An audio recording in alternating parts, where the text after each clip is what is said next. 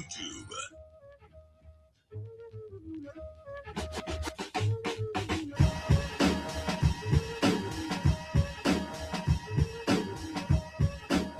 Good morning, early game crew. Rise and shine. We have an early one this morning.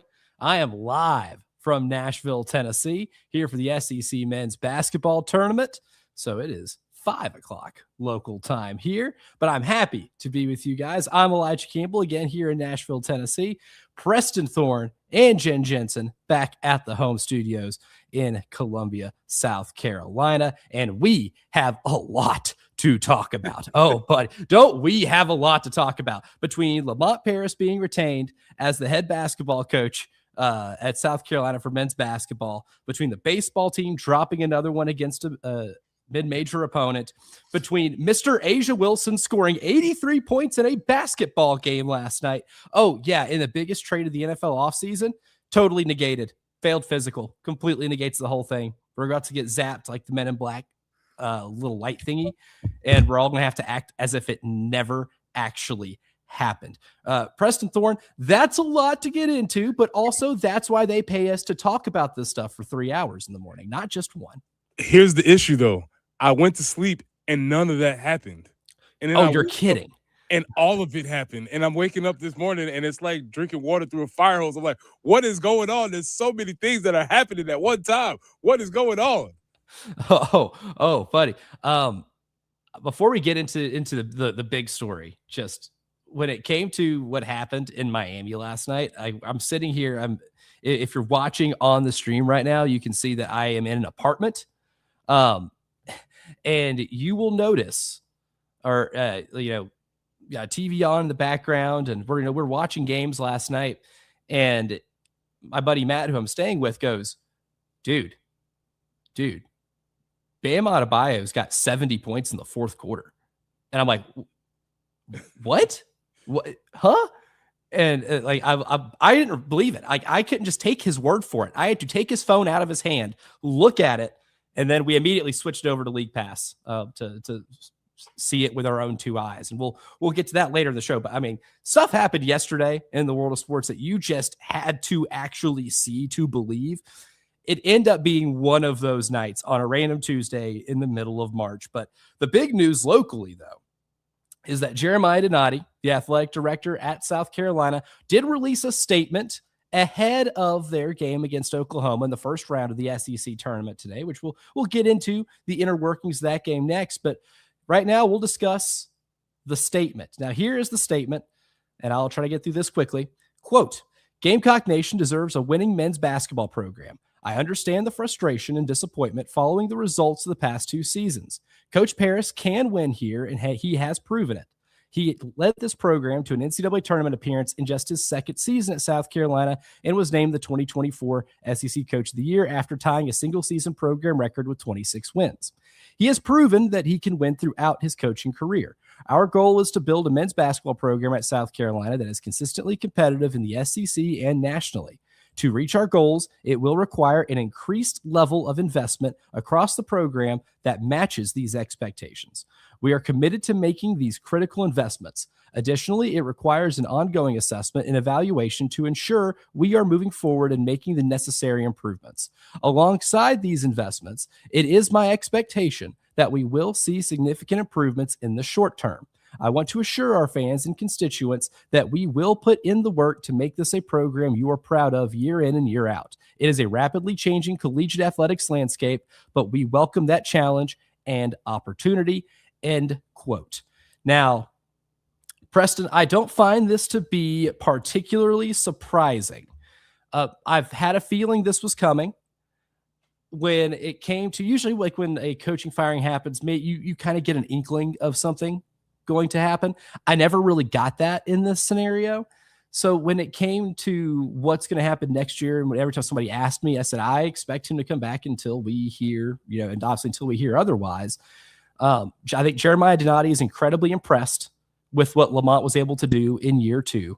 And I think he believes, as clearly stated, that season is not as much as a mirage as maybe the fan base has mentioned this year.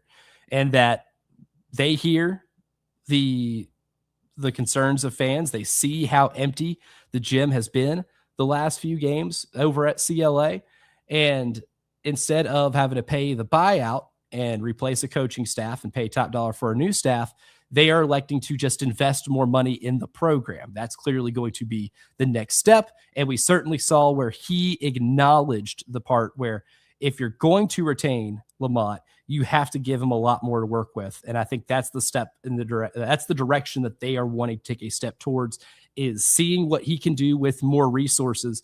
Either way, it is going to be an incredibly big prove it year for this program next season.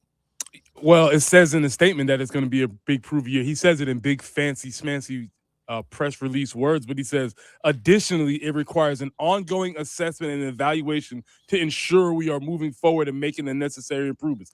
I can translate that for you. If we suck again next year, he will be fired. Okay. Translating PR-ese. That's what I love that. Like, you just made it very short and sweet and to the point. That's what he said. I mean, we can read. I appreciate the flowery, politically correct, astute, very grammatically right language, but I need it in plain English. And in plain English, that essentially says, we've got an eye on you. If this happens again, you won't be here next year. And I think that's essentially what he's saying. Yes. Oh, I can certainly get those same vibes too. And as well as mentioning the investment, like, okay, buddy, we're going to make more investment here. This feels a lot like, if I have to find a parallel, and it's not a great like for like parallel, because the Wisconsin football program and the South Carolina men's basketball program have not had similar success, right? I think you could look at the Wisconsin football program and say that the fans demanding more from that program have more historical precedent to demand it, right? But in this instance, what is similar is the fact that there is a vote of confidence from an AD for next year, and there is a public type of stance that says we are going to invest more money. And behind closed doors, it's okay. We hear the excuse. We get it. We're going to fix that part. We'll do our part now in those regards. Now we're going to have to see results. That whole element of this equation will be off the table next season. And I think that was a message that even in that statement read pretty loud and clear to me. Yeah, he says, alongside these investments, it is my expectation that we will see significant improvements in the short term. This is not a long-term thing. This is happening now. Next year, we need to be significant. Now, we could get into what does significant mean. Does significant mean you have to make the tournament? Does significant mean doubling your wins? Because, Elijah, guess what? They did double their wins this year.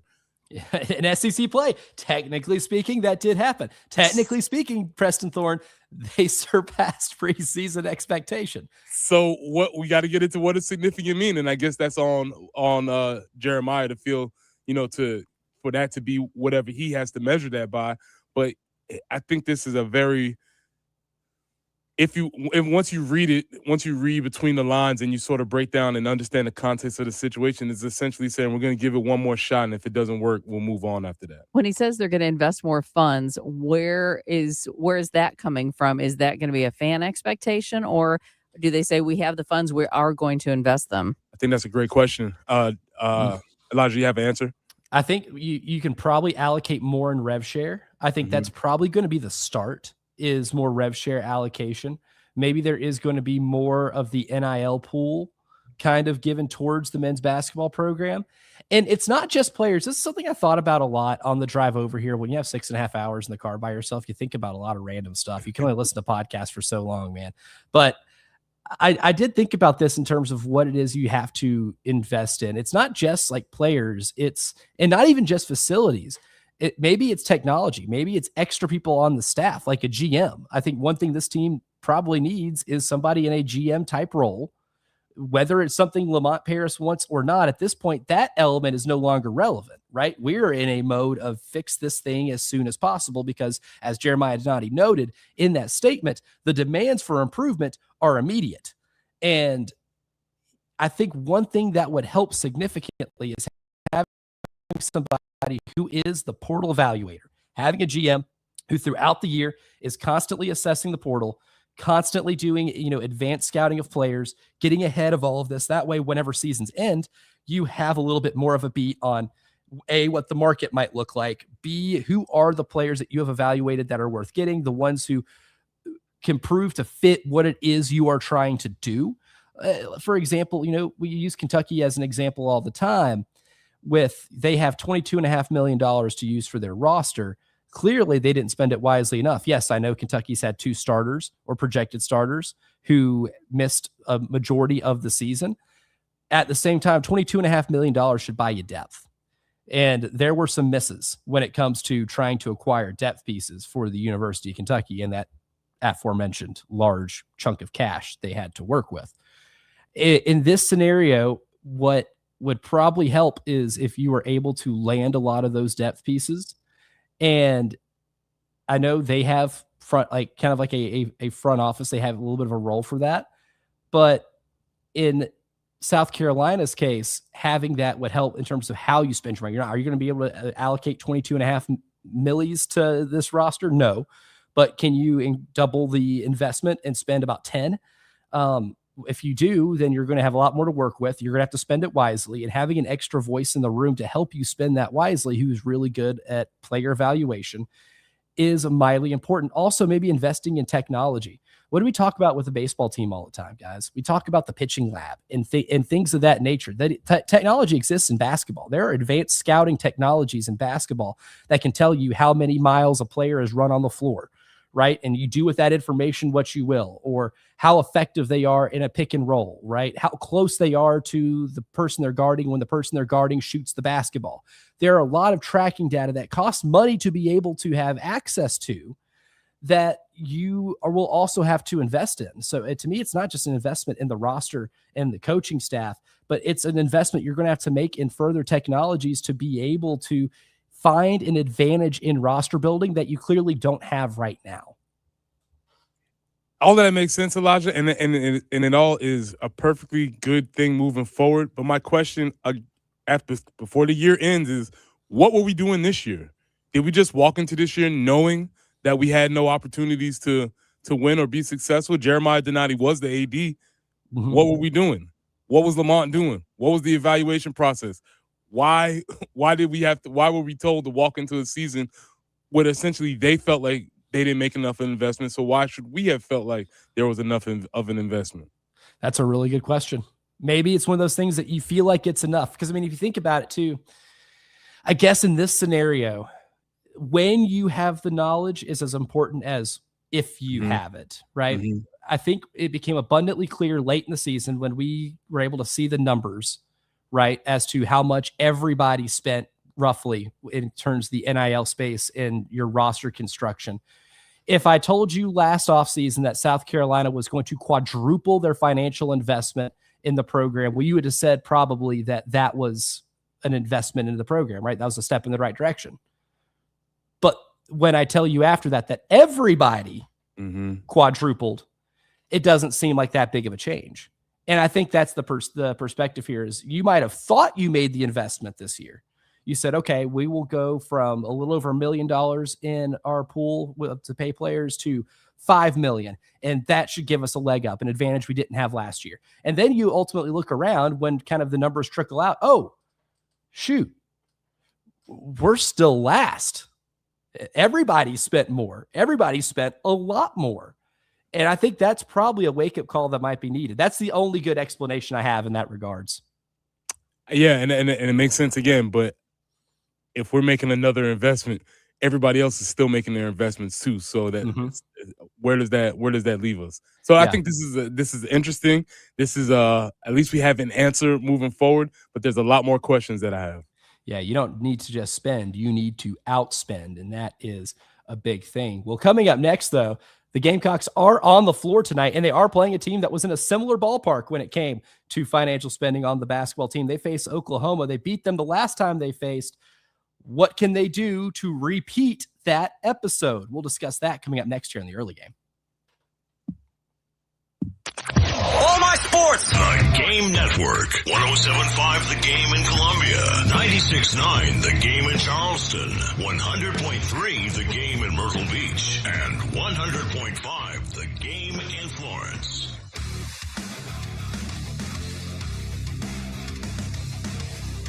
Everybody loves streaming till you have to pay for it. Just download the 107.5 The Game app and stream us for free. Broadcasting live from the Herndon Chevrolet studio. Herndon Chevrolet is your hometown dealer. Stop by today or shop online 24/7 at herndonchevy.com.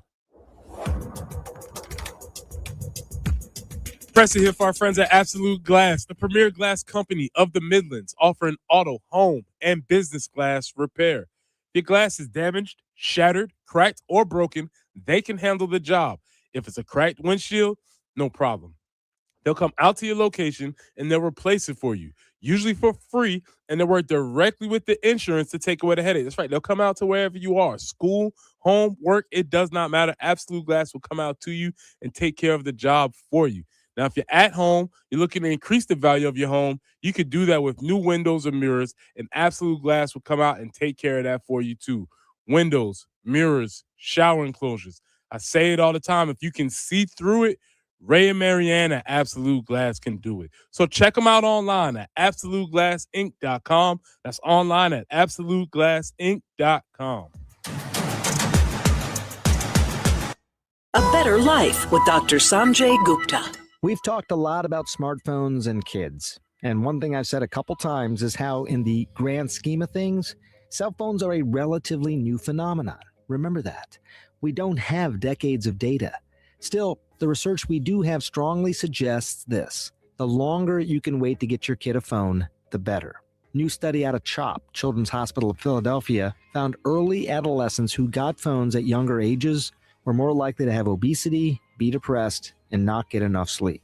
Look, it's tough. The general consensus is to wait until at least age 13, and if you can, maybe band together with parents in your kid's class. That'll make this whole process a lot easier. Once it is time to get them a phone, set some ground rules from the start and let them know that you're always going to be there to help them and guide them should any thorny questions start to arise. I'm Dr. Sanjay Gupta, helping you live a better life. Plus tax tags and title with approved credit. Call 888-320-6359 for details. The all-new JT's Kia is officially open with their new state-of-the-art showroom designed to make your buying experience fast, friendly, and hassle-free. Get grand opening 0% financing for 60 months on new Kias. Put no money down and JT's million-mile warranty. Plus savings up to 10 grand off new Kias and up to 5 grand over book value for your trade. Get to JT's Kia today, I-77 at Killian Road or Greystone Boulevard. For decades, Morgan & Morgan has represented hundreds of thousands of people at their hour of need.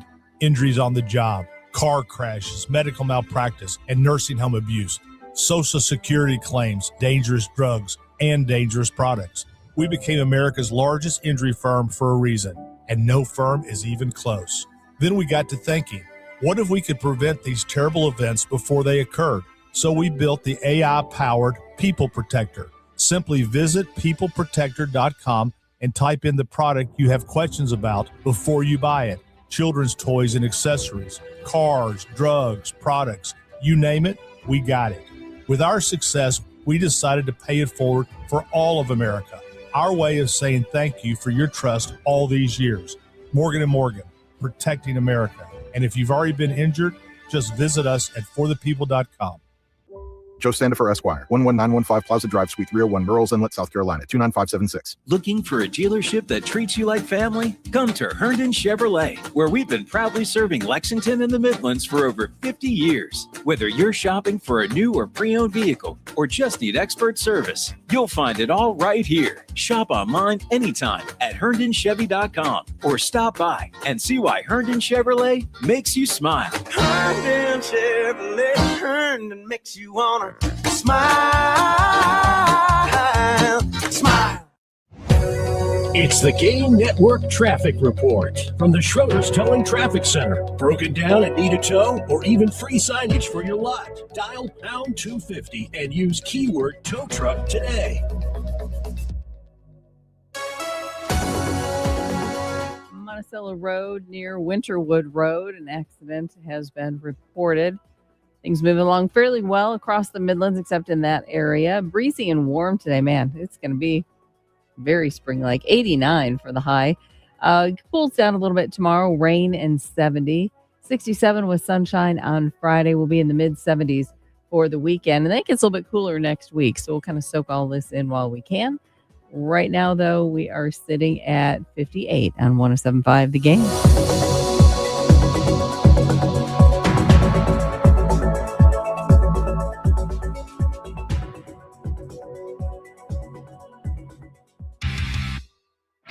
The early game. With former Gamecock Preston Thorne, Elijah Campbell, and Jen Jensen. On the Game Network, 107.5 Game app, and the Game TV radio on YouTube. Tonight, South Carolina takes on Oklahoma in the SEC men's basketball tournament. Now, Lamont Paris coaching the game tonight, as he will be coaching the games next season. And there's a little bit of optimism for tonight, solely because you are playing a team that you did beat in the regular season. South Carolina and Oklahoma met early in the conference slate. That was all the way back on January 20th. Beat them 85-76 to get to 2-4 in SEC play, then ended up dropping 7 straight, and then kind of derails the season after that. But you have proof of concept that you can beat them. You have proof of concept that you are playing better basketball. All right. You go on the road, you end your regular season, you win a game at Ole Miss. Can you at least carry over a little bit of momentum, a little bit of what you were able to harness in Oxford, and turn it into a postseason win of some sort? That's the big question here, Preston Thorne. And as a Gamecock lifer yourself, do you feel good about this matchup with Oklahoma? I love how you put the clause at the end of the sentence. Do I feel good? Because I did not feel great coming off of the last conversation we had. But you said about this matchup with Oklahoma. And yeah, I do, actually.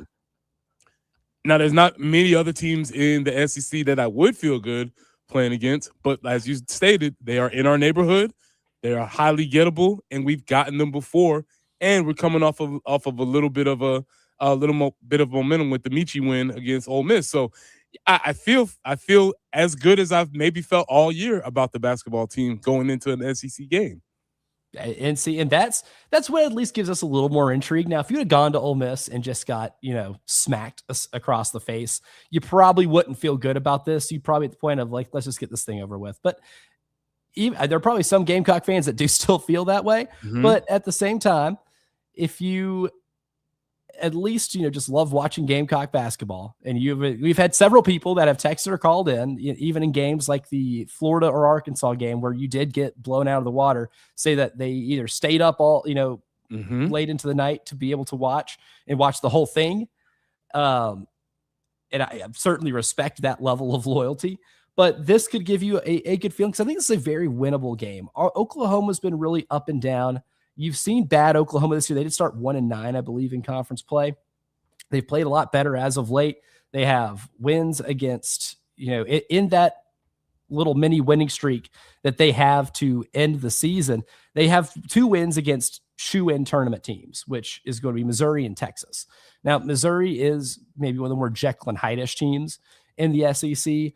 Texas is the one where I really kind of like raised an eyebrow a little bit, like, oh, hey, like that's actually a pretty impressive win. But at the same time, this Oklahoma team is still very flawed. And I certainly can see weirdness happening in this game. Again, it is for us Eastern time zoners, the game is slated to start at 9:30. Again, I will reiterate, it is not going to start at 9:30. I know how these conference tournaments work. If it starts at 9:30, it's the biggest upset on planet Earth, bigger than anything that we will see in any of these actual basketball games. So it will be a late game, primed for a little bit of weirdness. So I think that's kind of going to be baked into the equation. But I look at this Oklahoma team and I look at how South Carolina's played throughout the season, try to take a little bit of what happened in the first game and see what can translate, what the biggest keys are. And this is kind of what I've got it boiled down to.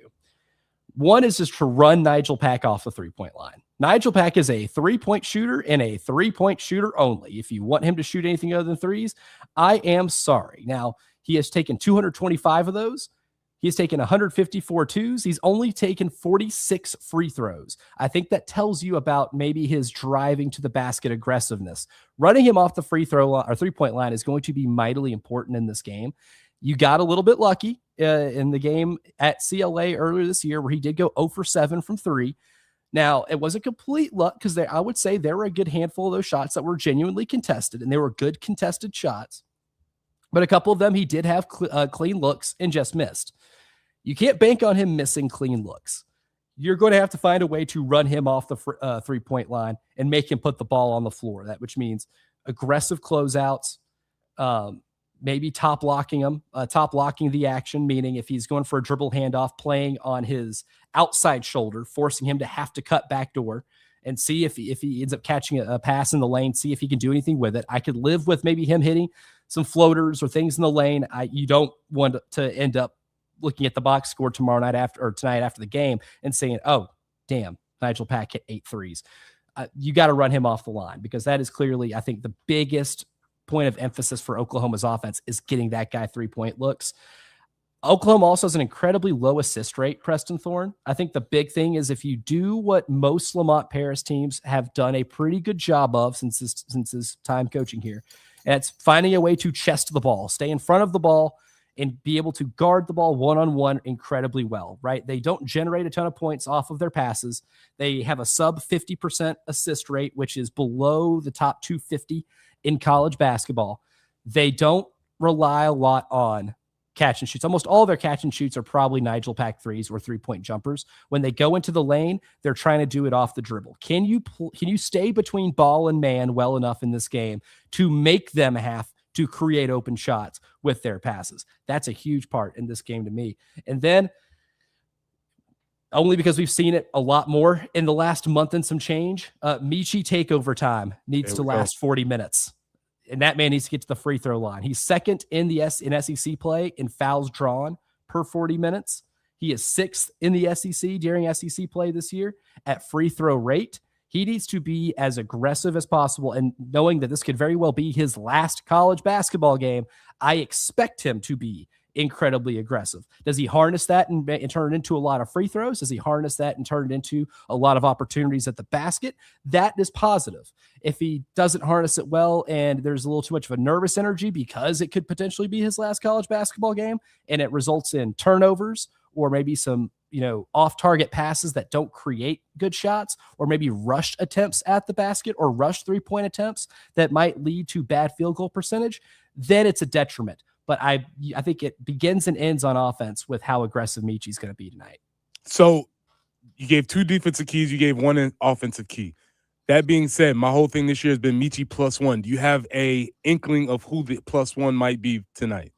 Ooh, that's a good one. I think if we are looking for a +1 in this, I think it's got to be Mike Sharp-Jumps, mostly because he is your best matchup problem. He is a 6'9" guard who plays out on the wing.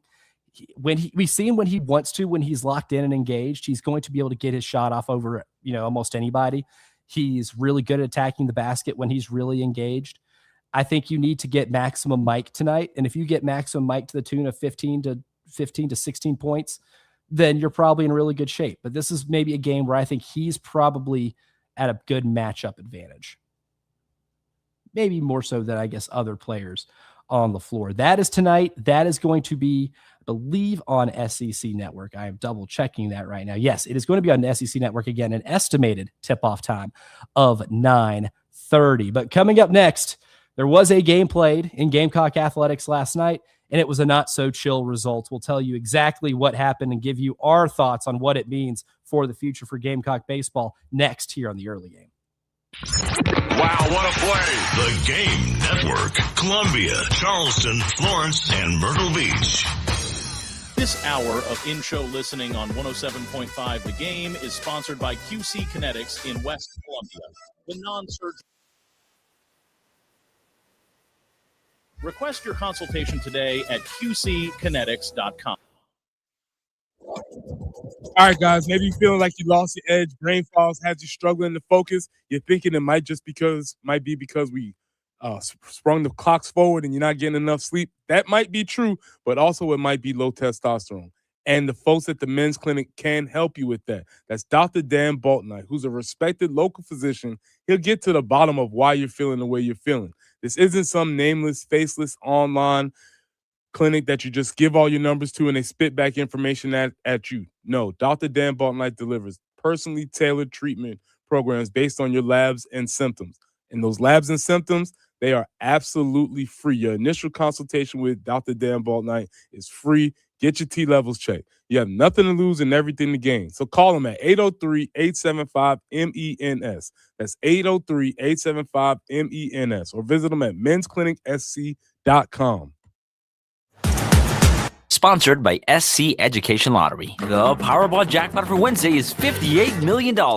Be sure to stop by your local South Carolina Education Lottery retailer and get your ticket today. See SCEducationLottery.com for jackpot odds and a store near you. Some things are meant to be together. Perfect pairs. Combos we all know and love.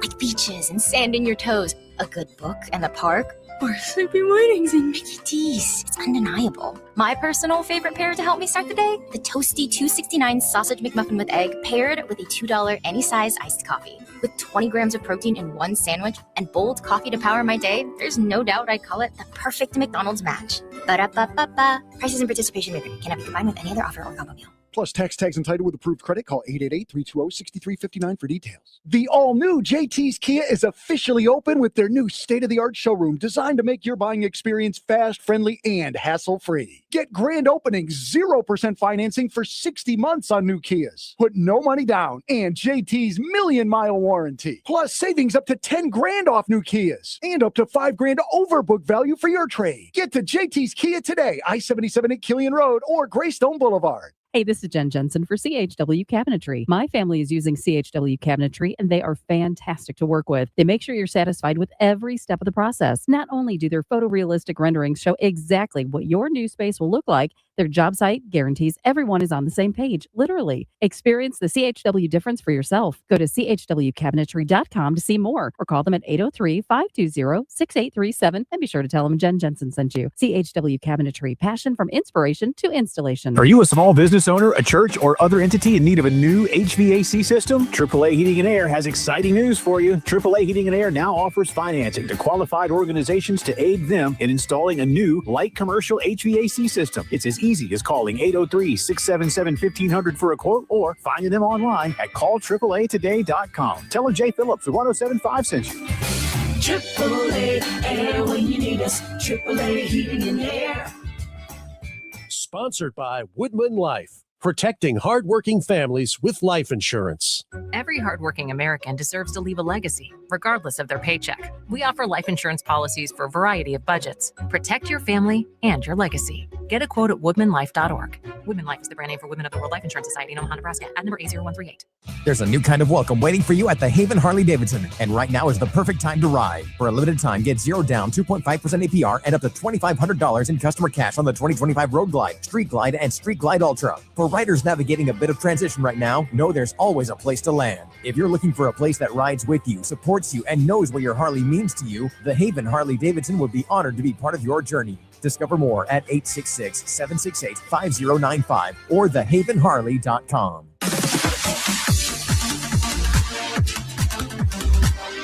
Hate paying for streaming? Well, the 107.5 The Game app is free. Yes, free. Just download the 107.5 The Game app. It's the Game Network Traffic Report from the Schroeder's Towing Traffic Center. Broken down and need a tow or even free signage for your lot? Dial pound 250 and use keyword tow truck today. I-77 northbound between exit 24 and 27. We have slow going. So again, heading northbound on I-77 between Highway 21 and Blythewood Road. Things are a little bit slow. Monticello Road near Winterwood Road, an accident there. 89, breezy and warm. That's what we'll enjoy today. Big change tomorrow, 70 for the high with some rain, 67 on Friday with some sunny skies. We hit mid-70s for the weekend, which will be great. But then we're going to be kind of playing with some 60s and 50s a little bit next week. Right now, though, 65 on 107.5 The Game. The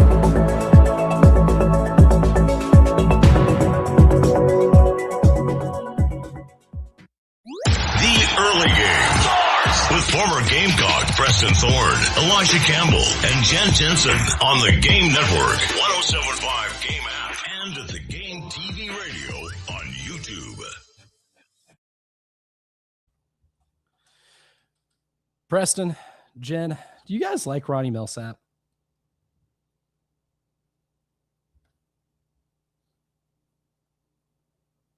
What did you say, sir? Do you guys like Ronnie Millsap? He's okay. I will consider myself a Ronnie fan. And there is a song that he sang called Nobody Likes Sad Songs. And the whole chorus goes, nobody likes sad songs, songs about divides, songs about broken hearts and tears in your eyes. Nobody likes sad songs. But since you went away, seems like sad songs are all I can play. And unfortunately for the baseball team, I don't know if we can enjoy a 5-0 season without it being followed up by yet another loss that makes us have to play more sad songs. Willie Nelson told us sad songs and waltzes ain't selling this year. Nope. We're not doing that. Elton John, sad songs say so much. Yes, sir. Go on. We can. The gift that keeps on giving. Elijah, they didn't follow. They came into the office. They yes sir'd me. They looked me in the eye. They yes sir'd me, as all good teenagers know how to do. They just said yes sir, yes sir, yes sir. Made me think that they were listening. They were not listening. They did not finish their prescription. They left one pill in the bottle, and now it's all back. Yeah, hell, they certainly did. And even some of the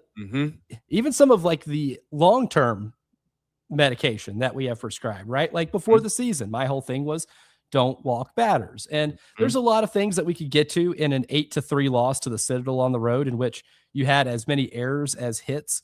But we did get a text on the Firehouse Subs text line. Said, please announce how many walks we gave up in the morning. That was from last night. So I said, fear not. That is a big part of the story.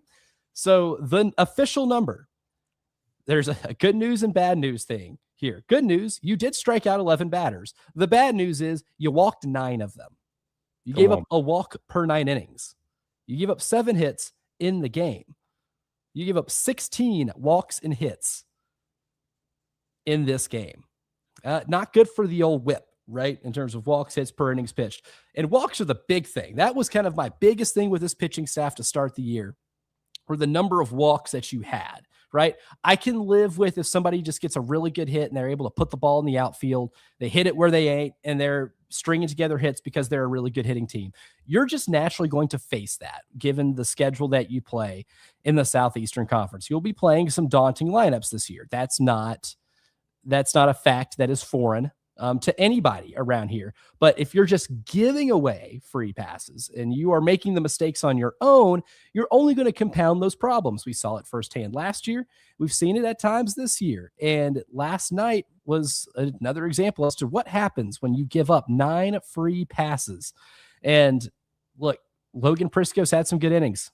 He pitched 1 inning and walked 3 in that inning. Cooper Parks pitched 2/3 of an inning. He walked 2 in those 2/3 of an inning. Zach Russell got a strikeout in the inning he pitched, but he also walked a batter, right?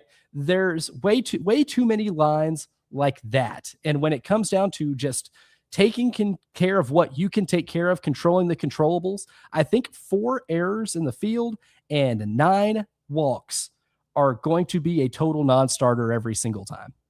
There should be no expectation to win games with those statistics on at any level. And here's the thing, Elijah, with any one of those statistics, if you made 4 errors, you should not expect to win. Nope. Period. Let's say you gave up no walks, but you made 4 errors, you shouldn't expect to win. Let's say you didn't have the errors, but you gave up the walks, you should not expect to win.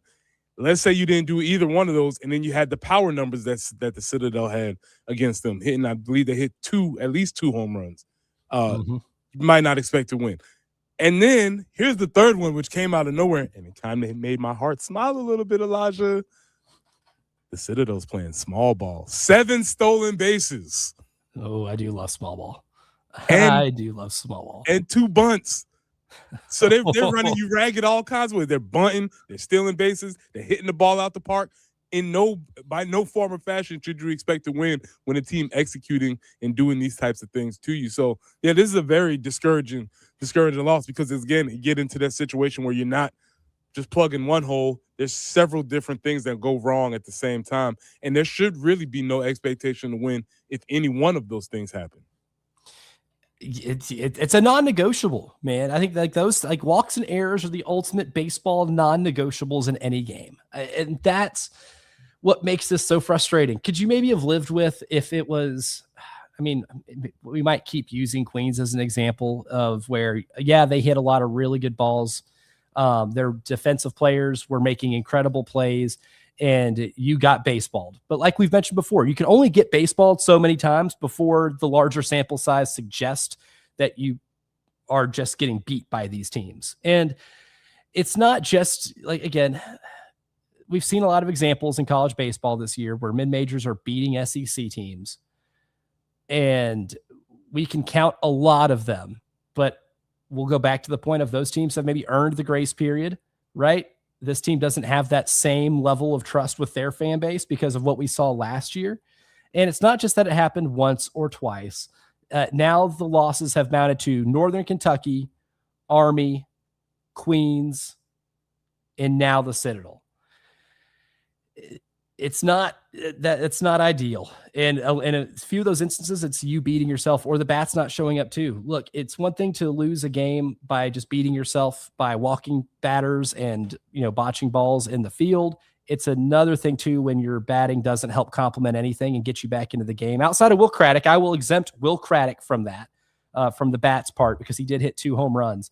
But outside those 2 home runs that Will Craddock hit, meaning the rest of the batters in the lineup, Preston Thorne accounted for only 2 hits in the game.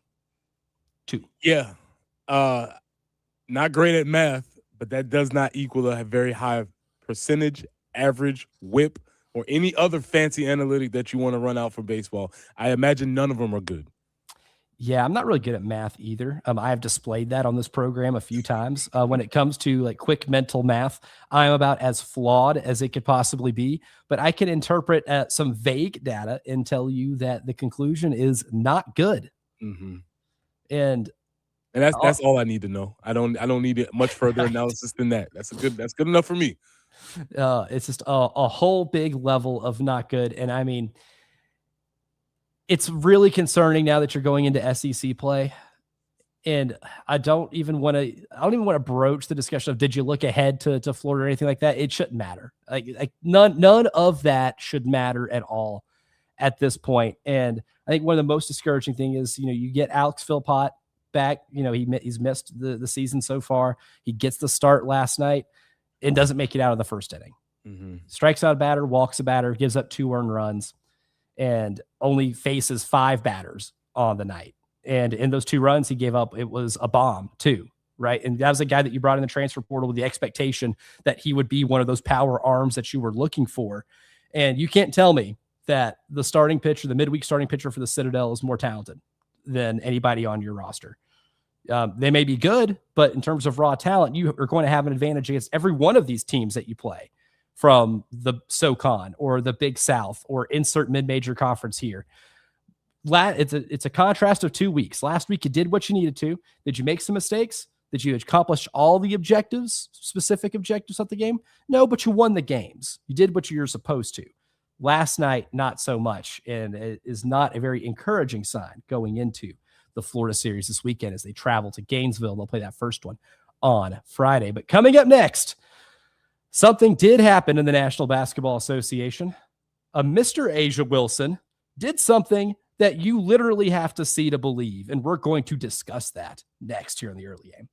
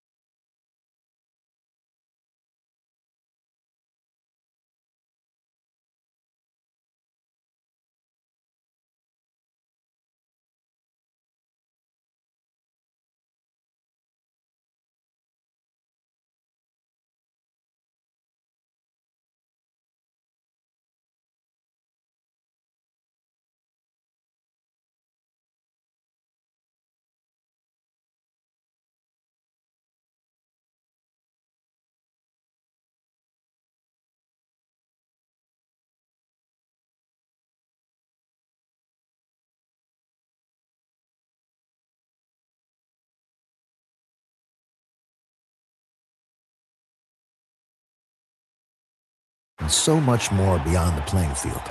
Trade events with Robinhood. Visit Robinhood.com/predict. That's Robinhood.com/predict. Futures and cleared swaps trading involves significant risk and is not appropriate for everyone. Event contracts are offered by Robinhood Derivatives LLC, a registered futures commission merchant and swap firm. This is the highlight of my morning. Hey, what's up? It's Island. And I'm Josh. And the little thing we love about the Chick-fil-A Bacon, Egg, and Cheese Biscuit is that it's our go-to morning comfort. You've got that nice golden fluffy egg with a soft, flaky biscuit, crispy bacon, melty cheese. You want something quick, you want something convenient, but most of all, you want something good. There's no better way to start your morning. There we go.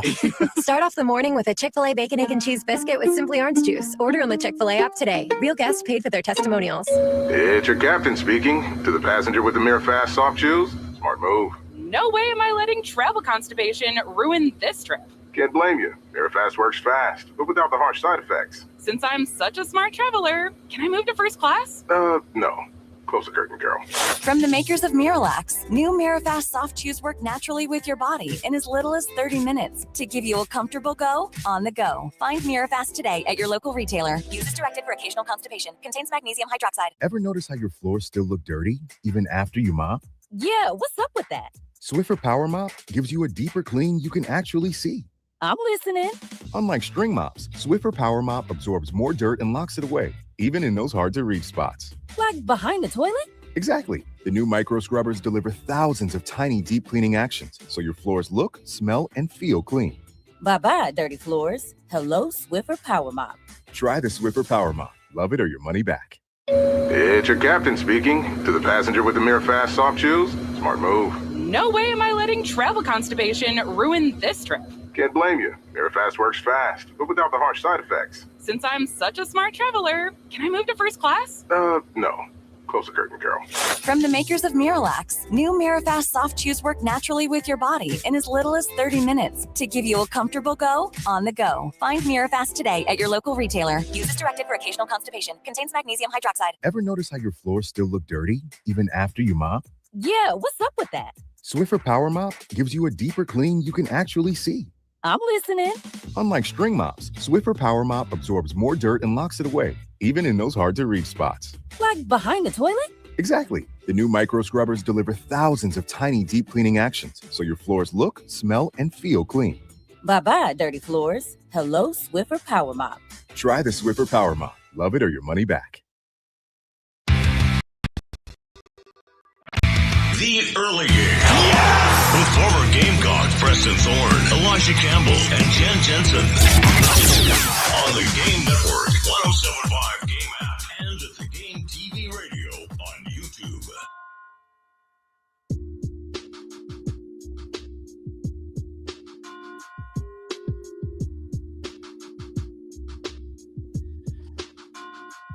Now, if you are a real NBA sicko, you might have been watching this last night. If you're not a real NBA sicko, I don't blame you for not spending your Tuesday night watching the Miami Heat and the Washington Wizards. Shout out to our friend Walt, who texted on the Firehouse Subs text line a lot, who is a dedicated Wizards fan. So he might have been watching. Yeah. I Again, Walt, my fault. I'm sorry. I still feel bad about that stray I threw at you, man. That's my fault. I can only talk about Walt with pure reverence now, because he is a dedicated Wizards fan. So Walt might have been watching this game last night, right?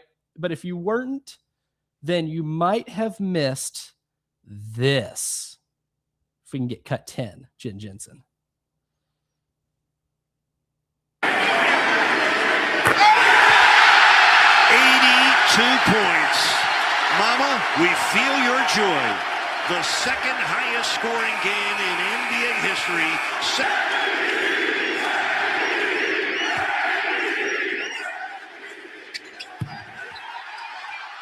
83. That was the sound of Bam Adebayo, better known around here as Asia Wilson's boyfriend, scoring 83 points in an NBA game. Yes, you heard me correctly. 83 points. Now, if you want to give the shooting number breakdowns, he did take 43 shots from the field. He made 20 of them. was 7 of 22 from 3 and was 36 of 43 at the free throw line. It got silly. I'm not going to lie. I definitely tuned in once he got to 70, Preston Thorne, and I can confirm it got really silly last night. I caught a glimpse of this at 62, I believe. And I was like, whoa, man. Because Elijah, come on, man. This is not Bam's thing. Bam is a good player, but come on, this is not his thing. It's almost as if like someone like Draymond Green did this, right? Like Bam is a great facilitator for a big. He's a great rebounder. He's a really good defensive player, and he can score when he needs to. You know, he's not a stranger to like the occasional 30-point game. He's a great basketball player as in totality, but never described as a scorer. And last night he ended up scoring 31 in the first quarter. And I think that's when, they probably, first quarter buzzer sounds, and they walk back to the huddle and they're all sitting down and they realize they're playing the lowly Washington Wizards. And Eric Spoelstra, the head coach of the Miami Heat, probably sat everybody down and said, looks at Bam and goes, so Bam, how many do you want to go for tonight? It looks around. Hey guys, how many should we get Bam tonight? And I think they probably all reached that conclusion after the first quarter. Okay, let's let him cook. Because Preston, at the end of the game, the Washington Wizards were triple teaming him. The Heat were intentionally fouling the Wizards to get more possessions to try to get him more looks. The field goal percentage looked a lot worse because he was chucking them at the end. But then in the midst of being triple teamed every time, once he did catch the ball, the Wizards basically fouled him. I mean, it was impossible for them to triple team him once he got the ball without fouling him. And then it kept sending him to the line for more. It got really petty at the end, to the point where the Wizards were fouling any Miami Heat player that had the ball in their hand that wasn't Bam Adebayo. Like, they were determined not to let history happen on them last night, and it still did. Because they're the Wizards. Sorry, Walt. Sorry, Walt. So looking at the numbers, Wilt Chamberlain, of course, has the record for 100. Now Bam is in second. Yep. I saw that, I think Kobe Bryant's in third. Yes. It's like, oh my gosh, that's insane. It's one of those wild things where I never thought I would live to see the day that somebody replicated Kobe Bryant's 81. I never thought that would happen. That was one of those nights that I remember watching the game because ESPN News did a live look in, and I was up late, unbeknownst to my mother, who would not have been thrilled that I was up late, watching that game, loving every second of it. And even at the time thinking this will never happen again. And so not only years, it's right? 10 years. Yeah. Almost now, that was January of 2006. So almost 20 years to the month. Yep. But not only did it happen again, guys, I would have got, if you gave me 100 guesses as to who would be the person to do it, I probably never would have landed on Bam Adebayo. And not to be flippant, but again, if we said Asia scored 83 in her game, you'd be like, yeah, because she's a scorer. That's a thing that she does. Bam doesn't do this. No, he doesn't. That's what makes it so funny. It's just like seeing Ichiro hit a 6 home run game. It's not what he does. Kids are going to be so confused in the future. They're like, Wilt was a scorer. Kobe was a scorer. Obviously, Bam Adebayo was a scorer, right? And they'd be like, sit down, son. I have a lot to tell you about one random night in March. It's like Derrick Henry catching 8 touchdown passes. It's not what he does. Let me tell you about the night that Peyton Manning ran for 200 yards. Yeah. See, because it's funny, because then you're like, A, wait, what? And B, it makes you want to watch the entire game just to be like, okay, well, how does that happen, right? There has to be some intentionality to this. And like there certainly was. And I know people like to do, no one likes to enjoy anything anymore. Of course. No one likes to enjoy a damn thing in 2026. But for some good context, though, this is from @StatCenter. Said Wilt's 100-point game. Philly was letting New York Knicks score quickly in the fourth quarter. So no precedent here. Hour number 2 coming up next.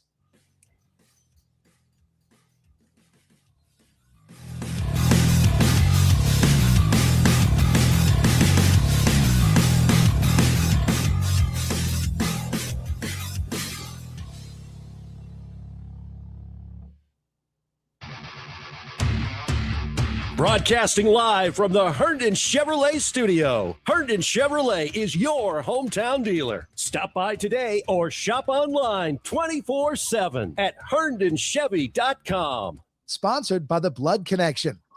Most assume that someone else will show up, but only 3% of the population donates blood. That's not enough.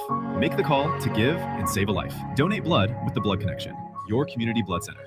Visit thebloodconnection.org to find a nearby donation center. Powered by Integrated Media, The Game TV. Sponsored by Shepherd's Glass. For auto, home, and commercial glass. ShepherdsGlass.com. In Chapin and West Columbia. The Game TV. Sponsored by Shepherd's Glass. I'm Jason Reynolds. You may wonder if you're better off hiring a big corporate law firm with hundreds of lawyers, or should you go local? I'm Stephen Samuels. With the Samuels Reynolds Law Firm, you get me, or Jason, or Michael, or David. You have your own lawyer who can go toe-to-toe with anybody, from big law to big insurance. Here's how you know. Call 803-779-4000. You won't get a robot. You'll get Abby or Andrea or one of our other wonderful people taking your call. Samuels Reynolds. True injuries, true lawyers. Want to unlock the power of athlete marketing to grow your business? Garnet Trust has recently launched a business membership program, making it easier than ever for your business to work directly with a USC student athlete. Visit garnettrust.com today or call 803-250-1765 to see your business boom. Plus, tax tags and title with approved credit. Call 888-320-6359 for details. The all-new JT's Kia is officially open with their new state-of-the-art showroom designed to make your buying experience fast, friendly, and hassle-free. Get grand opening 0% financing for 60 months on new Kias. Put no money down and JT's million-mile warranty. Plus, savings up to 10 grand off new Kias and up to 5 grand over book value for your trade. Get to JT's Kia today, I-77 at Killian Road or Greystone Boulevard. Texting enrolls you in recurring automated marketing text messages. Consent are required to purchase. Message and data rates may apply. The team's looking good this season. I think so. Man, I miss playing football. Ever since I turned 40, I just can't find that fire I used to have. Think it could be lower testosterone? What do you mean? I was feeling the same way. After 40, the body has less testosterone, and men lose their edge. That's why I take Nugenix Total T2. That's the testosterone booster, right? Yes, but Total T2 is their brand new formula that skyrockets nitric oxide levels in as little as 3 hours. Since I started taking it, I've been lifting like when we played for Coach Carter. My energy is way up, and it even spiced up things between me and the missus. Are they still giving out complimentary bottles? Yep, just send a text. Text HIM to 215215 for your complimentary bottle of Nugenix Total T2, the next generation testosterone booster. Text now and we'll include a bottle of Nugenix Thermo X, our newest, most powerful fat burner ever, absolutely free. Text HIM to 215215. That's HIM to 215215. These statements have not been evaluated by the FDA. This product is not intended to diagnose, treat, cure, or prevent any disease. Paid for by Adaptive Health.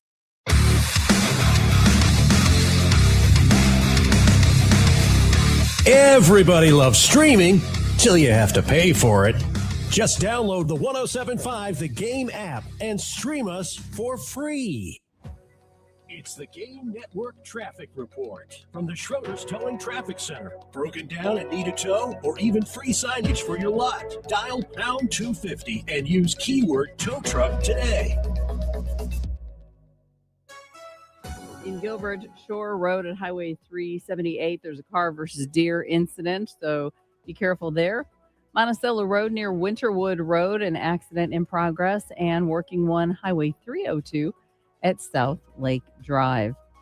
89, breezy and warm. We'll enjoy that today. It's going to fall to 70 tomorrow and some rain in the forecast. 67 for Friday. Right now, though, it's a little bit overcast and it's 65.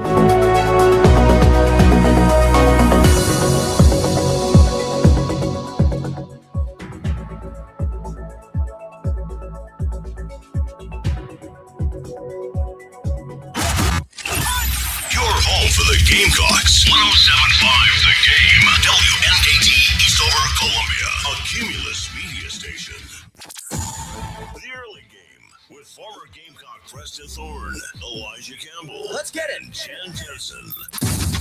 On the Game Network and streaming on the 107.5 The Game app.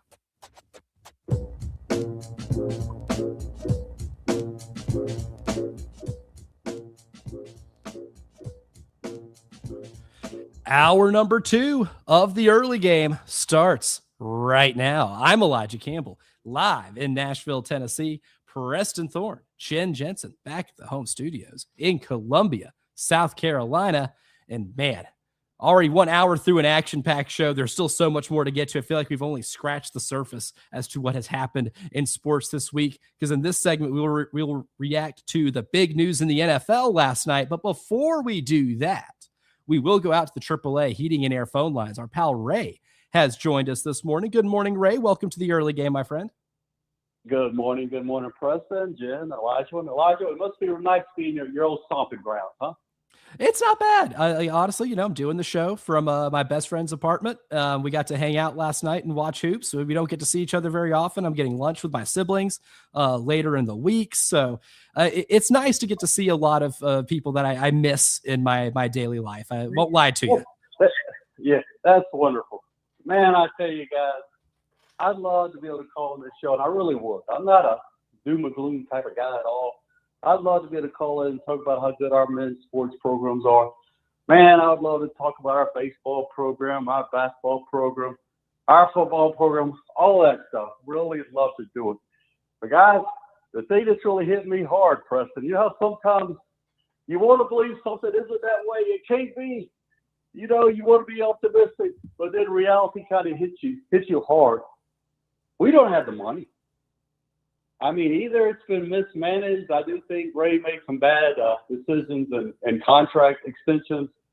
I think Donati did come into a tough situation here with everything. But, man, the fact we are where we are and we don't have the money, I just don't know how the future – I mean, I hate to be that way. I hope somebody can make me feel better. But I really think it's gone to the point where a lot of the people have realized – have just thrown their heads up and say, man, what is going on here? I mean, where is our money going? And then I ride around the stadium this weekend, guys. I see all this construction at Williams-Brice, and I'm thinking, this has got to be in the hundreds of millions of dollars once this is done. And I know they say they'll get their money back. That'll take a long time. Don't you think some of those funds could have bought us some baseball players? Maybe gotten Coach Paris 2 or 3 real good basketball players. Maybe a couple more offensive linemen. I really am questioning the powers to be over there and how they're managing the money. And it used to be Elijah in this state. I think we've made great strides in education. Got a long ways to go, though. But back in the day, we used to say, thank God for Mississippi. Now Mississippi is saying, thank God for South Carolina, because they're giving more money to basketball players. I'm really at a point where where reality's hit me hard when it comes to finances. I'm down in the dumps about this, because you don't have the money, you can't make it happen. Hey guys, thanks for letting me rant. Yeah, appreciate you, Ray. And I 2 things. One, South Carolina is doing great things in the education space, but there's this thing called the Mississippi Miracle. Look it up. Mississippi's reading now, folks. They are doing their thing down there. So a lot of folks that used to clown on Mississippi for education, the Mississippi Miracle is happening, and they are reading a lot. Reading very well down there. So they're coming up. The other part is this, and this reminds me of a line from The Wire. You want it to be one way, but it's the other way. And that's where we are. You want it to be one thing, but it is sort of the other thing. And that's where Ray hints at a lot of the maybe the general malaise, I guess, that has engulfed the fan base now. It's like, man, feels like we were so close not too long ago, and now it feels like maybe we're further away than we've been in a long time. Oh, it certainly does. And a couple of things I wanted to get to with Ray. One, for the Mississippi thing, ironically enough, technically speaking, South Carolina, I had somebody tweet at me earlier in the weekend. I'm sorry, it's so buried in my notifications, I cannot give you proper accreditation. But if you're listening and you're the one who tweeted, you know who you are, and you're the man. It's a great tweet. So technically, South Carolina men's basketball, Mississippi State champs, because you are 3-0 against teams in Mississippi this year. You beat Southern Miss, State, and Ole Miss. So technically speaking, there is a banner, I guess, you can hang for Mississippi State champs. But when it comes to the stadium stuff and where the allocation of funds are, or just raise skepticism over the fact we have them. 2 things. One, in terms of the funds, we will find out just how many or how deep, I guess, the funds are, because when you say you're going to allocate more money to men's basketball, that you're going to make the investments that you deem necessary to turn this thing around.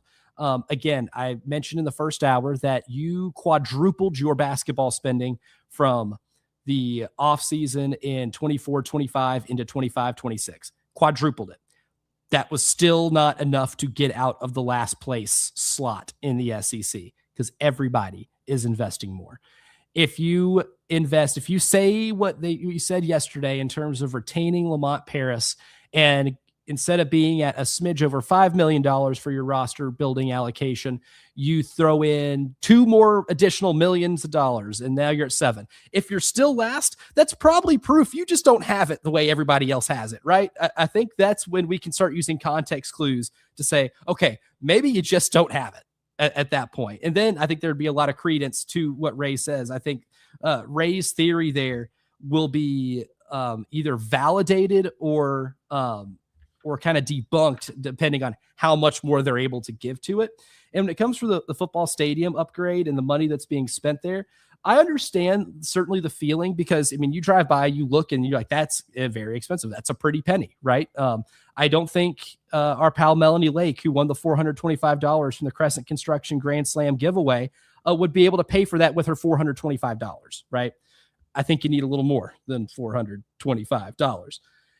But there is some precedent for something like a stadium renovation working.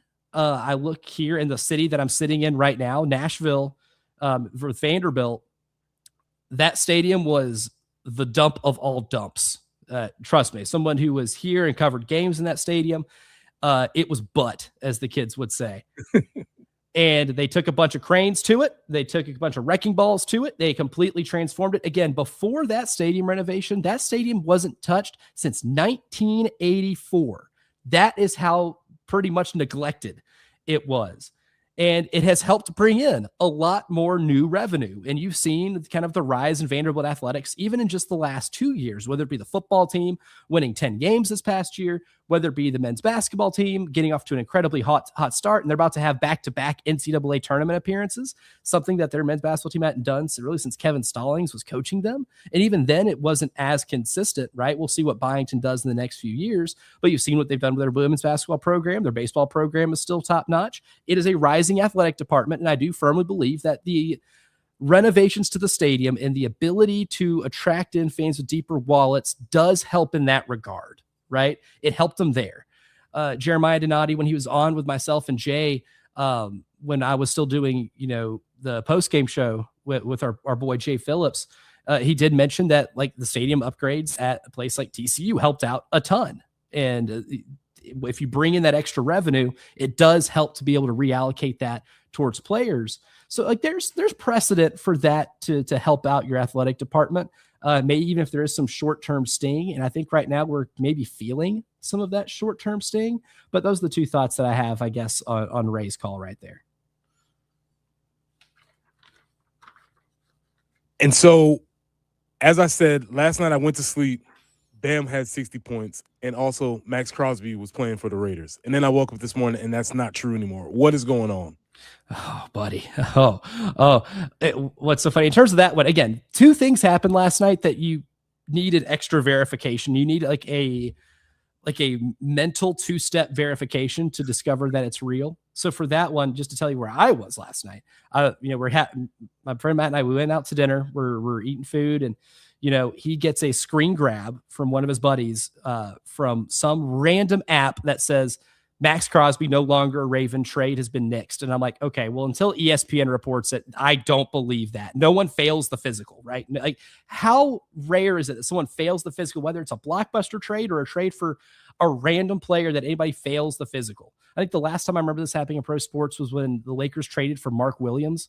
Supposed to send Dalton Knecht to the Hornets and supposed to send Mark Williams to LA, and Mark Williams failed the physical, so they nixed the trade. That was a role player trade. But in the biggest blockbuster trade in the NFL offseason, it ultimately did get confirmed about 30 minutes later that Max Crosby did indeed fail the physical. The Ravens found something in his checkup there that they did not like, and they nixed the trade, which they have the right to do because the trade couldn't possibly clear until 4:00 today. when the new league year begins. One of the reasons why it's important for them to do it over the weekend, just in case something like this arose. And now no details have been released about what the Ravens found in the physical. But Preston, I have to imagine it was something incredibly alarming if they were going to turn down a guy who has the most pressures in the NFL over the last 3 or 4 years, even over someone like Myles Garrett, who just broke the single season sack record. I have a really hard time believing that it was just a small like nick or bump or bruise or anything like that.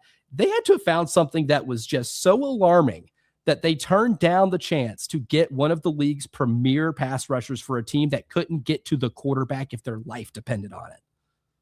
That would be if you wholeheartedly believe everything that they say. And I am very sad to report that Preston has on his tinfoil hat. Uh-oh. I hate to do it. I don't want to be this guy. Oh, we're getting juicy this morning. Conspiracy theorist. I don't want to be this guy, man, but let me just say this. If a team wants to find a reason to fail you on a physical for a football player, they can find it, right? Oh, sure. Every football player has some pre-existing condition that needs work. And all I'm saying is if they want to find it, they can find it. And if they don't want to find it, they can also not find it either. And I would just say that maybe Baltimore got word that there's another defensive end lurking around the corner. I don't know, Trey Hendrickson maybe, Cincinnati, that they can get as a free agent and maybe not have to give up these draft picks. That's all I'm saying. I really do not like, because see, there was a time when conspiracies were fun. Like this. This is a fun conspiracy. Right. Or the frozen envelope NBA draft lottery. Yeah. Sports conspiracies are fun. Real world conspiracies, not fun. This is fun. And all I'm saying is, and I truly do believe this, is that if they want to, on any trade, at any time, if they wanted to fail you on a physical, kind of like your insurance people, like they could be like, oh yeah, you have a pre-existing condition. What is that? You had a cavity. And that's going to be a reason why your tooth is going to fall. You know, like they can find something if they want to. That is fascinating. That's all I'm going to say. It's fascinating because, well, if the Ravens were to have done that, I would have to need to talk with somebody in front office and be like, especially if it's Trey Hendrickson, who's the only free agent I can think of that would be worth doing something like this for. Trey Hendrickson's pretty good, but also here's the thing about Trey Hendrickson. He's not been very healthy. He missed half the season with an injury. Somehow he's going to pass. Somehow he'll pass. Now, if they sign Trey Hendrickson and he passes the physical after a guy who only played in 7 games last year, that would pay full credence to your theory. I think that would be the most validating thing to your theory humanly imaginable. Otherwise, it just doesn't make a lot of sense. It seems like, okay, something went wrong in this deal. And like you said, it all seems, all signs and sources indicate that the Ravens are the ones being weird about this. The Ravens are. Yeah. All the reports are saying it is the Ravens who allegedly found something in the physical that they did not feel comfortable with. And if we take them at their word for it, then it has to be something pretty serious. And I will say this, the Ravens have been known to have one of the best front offices in the NFL. So if there is an NFL front office that you could trust and take them at their word, they have been excellent, bar none, for the time since they've been a franchise. I only want to fuel your conspiracy theory now too, Preston. You know what the Ravens are also known for? Keeping draft picks and valuing them heavily. I'm just saying, those dudes are good at using draft picks. Buyer's remorse, maybe. Maybe they thought, oh, well, there may be other options. Maybe we didn't think through this as well as we probably could have. Let's just put a pin on this and see where this comes back to. Yes. We will most certainly be putting a pin on this one right here. But coming up next, though, it's the early game morning meeting. Let's hear from Lamont Paris himself. He spoke yesterday after getting that next year vote of confidence from Jeremiah Donati. What does he think needs to happen for this program to be able to improve? We'll hear from him coming up next. Network, Columbia, Charleston, Florence, and Myrtle Beach.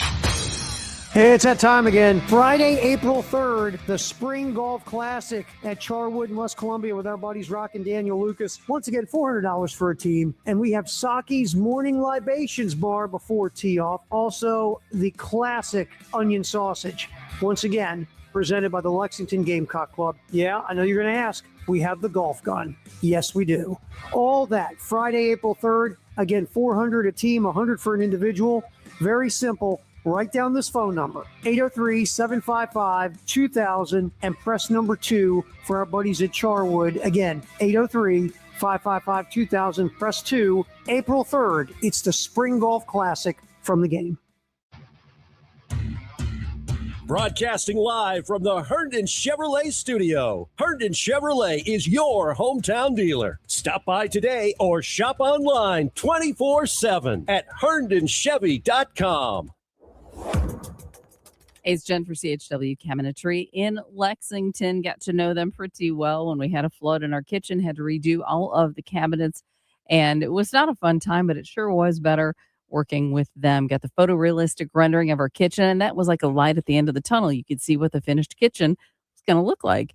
It was such a great experience that when it came time to doing a couple of bathrooms, we needed cabinetry. There was only one place to go, and that was CHW Cabinetry. But you can do things besides complete remodels to see what all they can do for you. I've mentioned before, maybe just put some drawers in your pantry. They can help you with that. Your closet, you're tired of the wire hanging racks. Maybe you want to get some drawers or some different things to make your closet more functional. They can help you with that as well. CHWCabinetry.com. Call them today at 803-520-6837. Tell them Jen sent you. CHW Cabinetry, passion from inspiration to installation. This is Larry Leitner, owner and founder of Midstate Roofing. And for nearly 30 years, we've continued to be the proven leader in the roofing and waterproofing industry. Midstate Roofing's proven history is your assurance that our professionals at Midstate Roofing will provide the proper advice, service, and results to the needs of your facility in a manner both safe and pleasing to your operation. From high-rise to hospitals, manufacturing to industrial, Midstate Roofing designs and installs bonded systems with a protective guarantee that will keep your operation dry and running long into the future. 24 hours a day, 7 days a week. And this is Blake Leitner, reminding you to protect that roof with a maintenance contract. Call me today at 803-356-1919 or online at midstateroofing.com. That's midstateroofing.com. You'll speak to an on-call technician after hours or a Midstate Roofing staff member during hours at 803-356-1919 or online at midstateroofing.com. And as always, tell them Midstate Twins. If you have a leak, let Midstate Roofing take a peek. Plus tax tags and title with approved credit. Call 888-320-6359 for details. The all-new JT's Kia is officially open with their new state-of-the-art showroom designed to make your buying experience fast, friendly, and hassle-free. Get grand opening 0% financing for 60 months on new Kias. Put no money down and JT's million-mile warranty. Plus savings up to 10 grand off new Kias and up to 5 grand over book value for your trade. Get to JT's Kia today, I-77 at Killian Road or Greystone Boulevard. Get a free second pair of glasses with insurance at iMart Express. Now with an upgraded selection of over 150 frames to choose from. Pick one for when you're busy doing nothing and one for when you're up for anything. Plus, with free same-day speed, go from booking an eye exam to walking out with new glasses in a blink. So you can take your vision benefits further, faster. iMart Express. Get glasses, go see. Yo, this is Ray and Nathan with Pope Davis Tire Automotive. Dad, why do the other tire places in town not like us? They are just jelly about our lit prices. Like the top 17-inch size for your Mommobile, $500 for a set of 4 out the door. Or the top 20-inch truck size for $720 total, no cap. You can even buy tires online at PopeDavisTire.com. Why is my line just 6'7"? 6'7". I don't get it. PopeDavisTire.com. Some things are meant to be together. Perfect pairs. The combos we all know and love. Like beaches and sand in your toes. A good book and the park. Or sleepy mornings and Mickey D's. It's undeniable. My personal favorite pair to help me start the day? The toasty $2.69 sausage McMuffin with egg paired with a $2 any size iced coffee. With 20 grams of protein in one sandwich and bold coffee to power my day, there's no doubt I'd call it the perfect McDonald's match. Ba-da-ba-ba-ba. Prices and participation may vary. Cannot be combined with any other offer or combo meal. It's the Game Network Traffic Report from the Schroeder's Towing Traffic Center. Broken down and need a tow or even free signage for your lot? Dial pound 250 and use keyword tow truck today.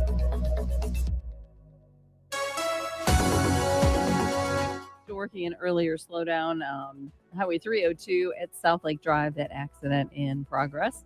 And Shore Road at Highway 378 in the Gilbert area, a car versus deer incident. 89, breezy and warm today. That's what we're looking forward to. Then some rain tomorrow, high of only 70. 67 for your Friday before we get back into the mid-70s for the weekend. Right now, though, 65 on 107.5 The Game.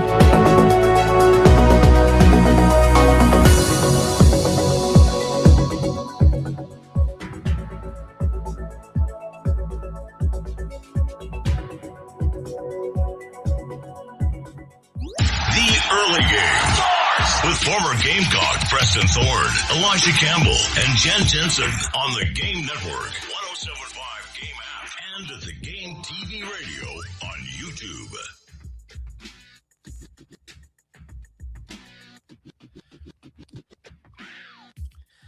Now, we've talked a lot about the news of the day, which is Lamont Paris announced that, no, he didn't announce, Jeremiah Donati announced that Lamont Paris will be returning as the head basketball coach for the Gamecock men's basketball team. And we've had our own thoughts about it.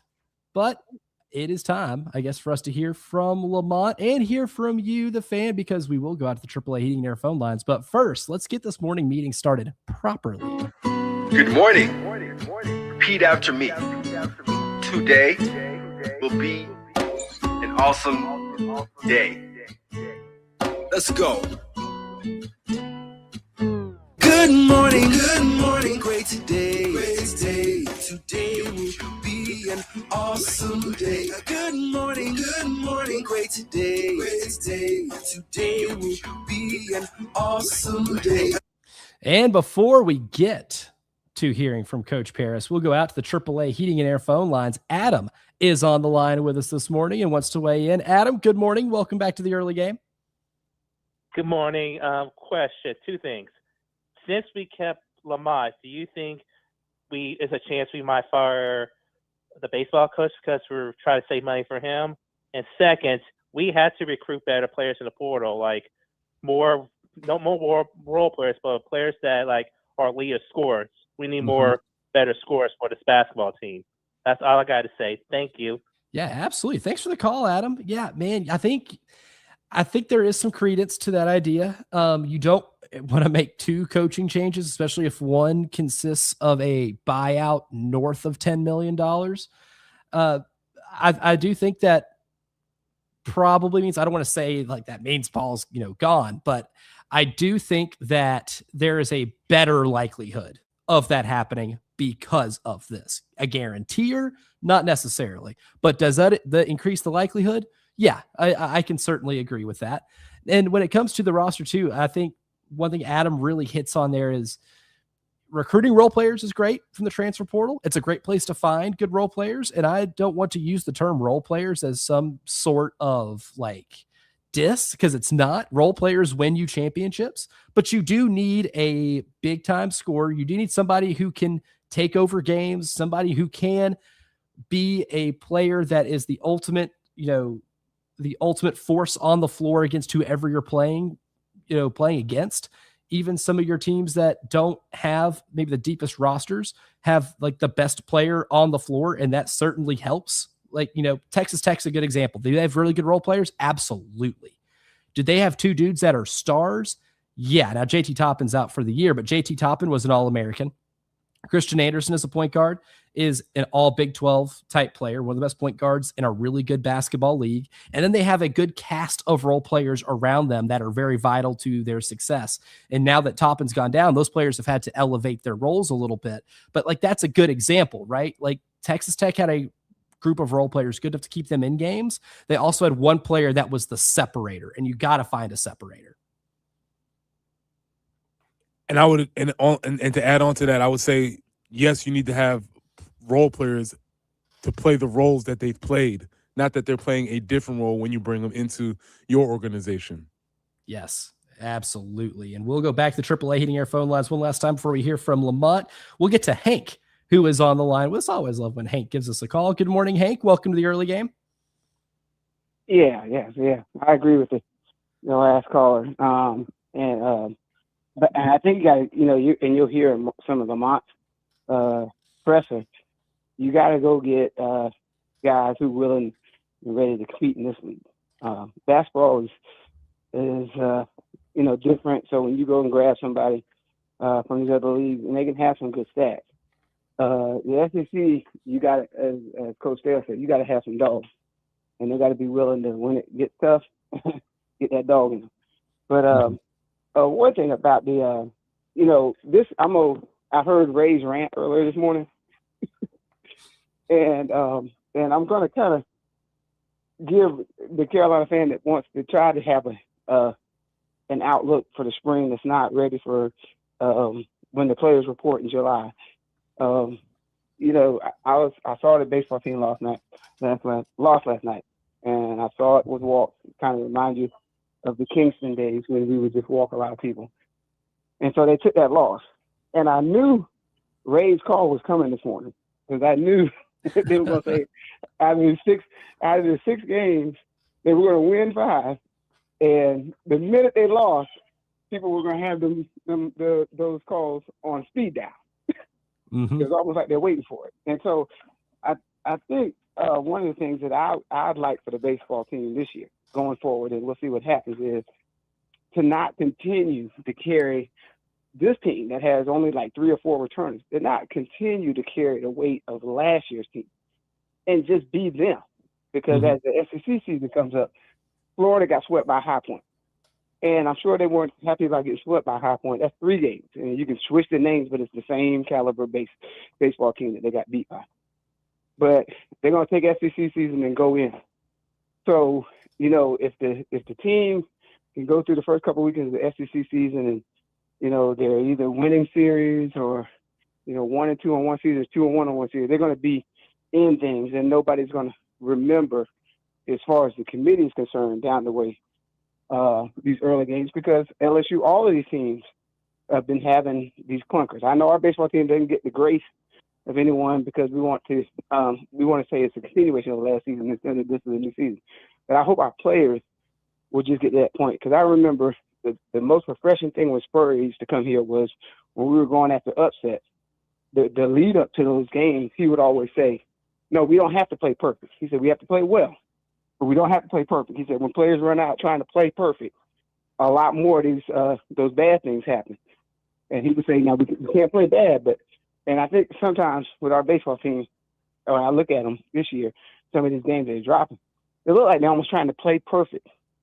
And they're not only playing the game, they're playing what's going to be said after the game and playing the team from last year's reputation. And so that's just my thought to help Ray out a little bit. So I'll hang up. Y'all guys have a good day.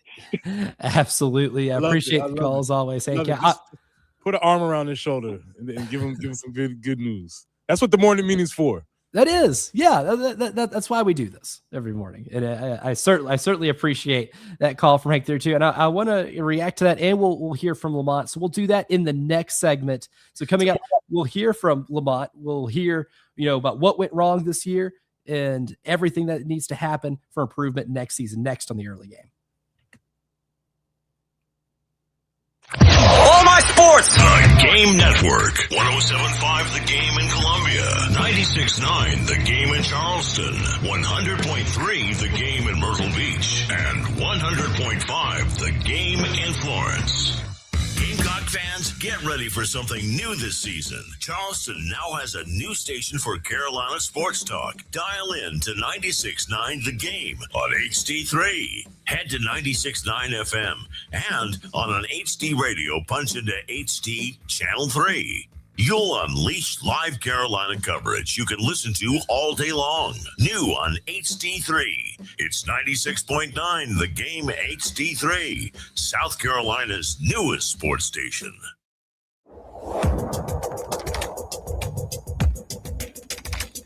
I love to tell you about my friends over at Pro Swing. Look, it is a premier place to not just have a really good time, play some golf, scratch the golf itch with some Pro Swing's indoor golf zone simulators, which are personally one of my favorite things to do when it comes to just having a good recreational activity. They got, 2 locations, Chapin and Forest Acres, and they have simulators that you can rent by the hour. And the coolest thing too is the memberships you can get with Pro Swing. And if you get the memberships, there are plenty of perks, including discounts when it comes to participating in their seasonal leagues. 803-592-3916 is the number to call. You can always book online for your sessions at proswingcolumbia.com, where you can also find info about lesson packages that are available and take advantage of the free 30-minute swing evaluation. Again, 803-592-3916 or go to proswingcolumbia.com.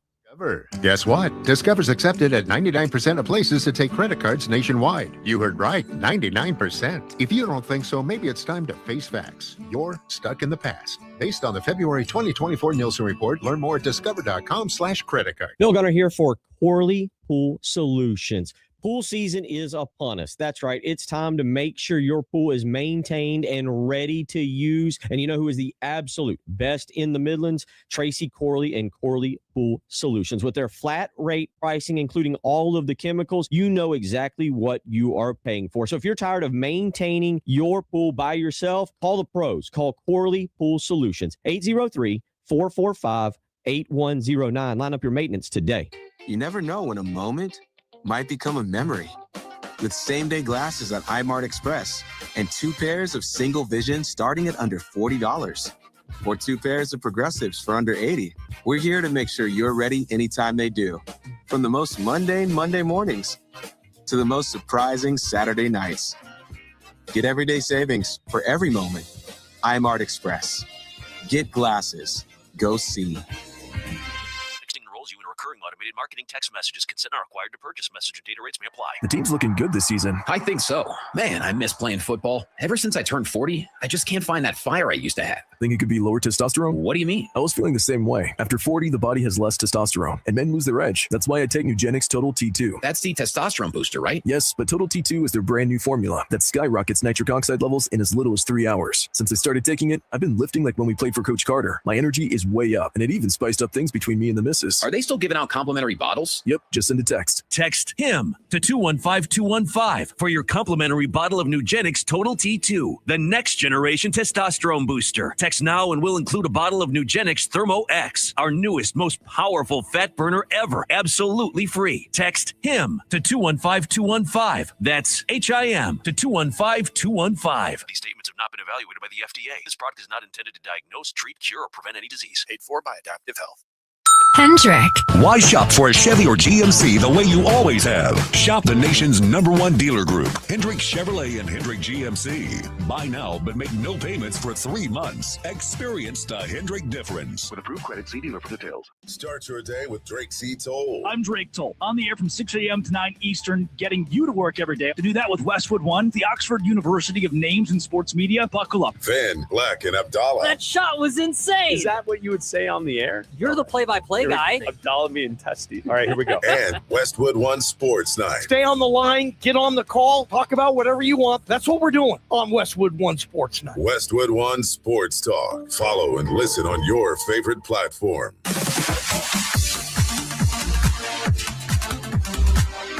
Hate paying for streaming? Well, the 107.5 The Game app is free. Yes, free. Just download the 107.5 The Game app. It's the Game Network Traffic Report from the Schroeder's Towing Traffic Center. Broken down and need a tow or even free signage for your lot? Dial pound 250 and use keyword tow truck today. Still working an earlier slowdown, Highway 302 and South Lake Drive and Carr versus Deer, getting that all taken care of. Shore Road at 378 in the Gilbert area. 89, breezy and warm today, 70 tomorrow, but we could see increased chances of rain. And then sunny, 67 on your Friday. Right now, though, holding steady at 65.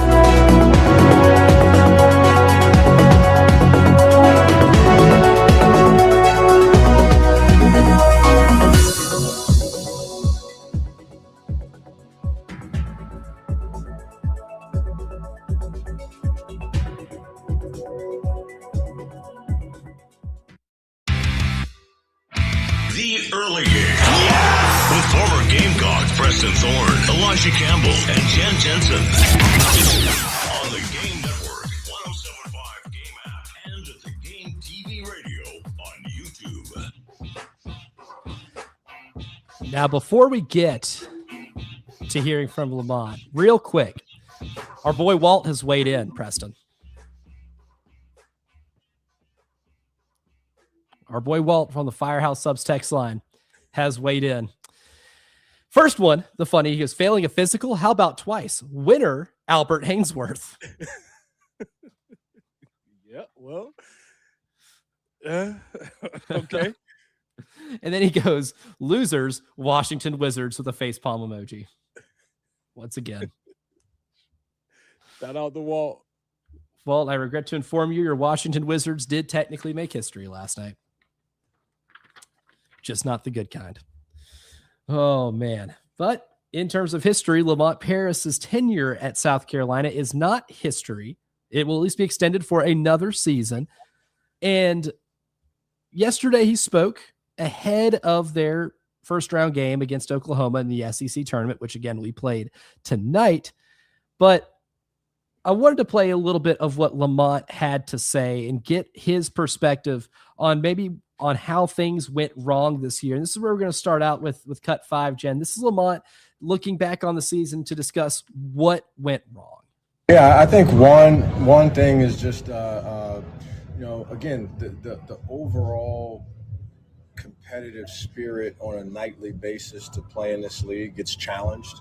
And, I think that was a struggle for us at times. At times it was not, but having any consistency with that was part of it, particularly with our, just some of our bigger guys had some struggles that way. We didn't shoot the ball the way that I thought we would shoot the ball this year, and so that was part of it as well. But just being able to identify some guys early and to be able to get the entire group, because I think that, again, that's a big part, is how these pieces fit together with one another. And so as you find this piece, there's another guy that needs to have a certain skill set. And so just being able to attack those things in this off season. Want to address a couple of those things there from Lamont. The first thing is the inconsistent, I guess, competitive energy that he mentioned. Never a good place to start in that regard. Mm-hmm. I don't like hearing that. It reminds me kind of, it reminds me of that former Coastal Carolina coach. I'm trying to look up the name, David Bennett, of David Bennett's rant of local we don't legend. need a bunch. Yes. Oh, local legend. That's right. Famously saying, we don't need a bunch of cats in here. Meow, looking in the mirror. We need more dogs. I need dogs. I need a dog. That's Lamont in a less humorous way saying, we don't need a bunch of cats in here. Meow. Looking in the mirror. That's Lamont saying, I need dogs. But that's also, a failure on his part too, because you are the one building the roster.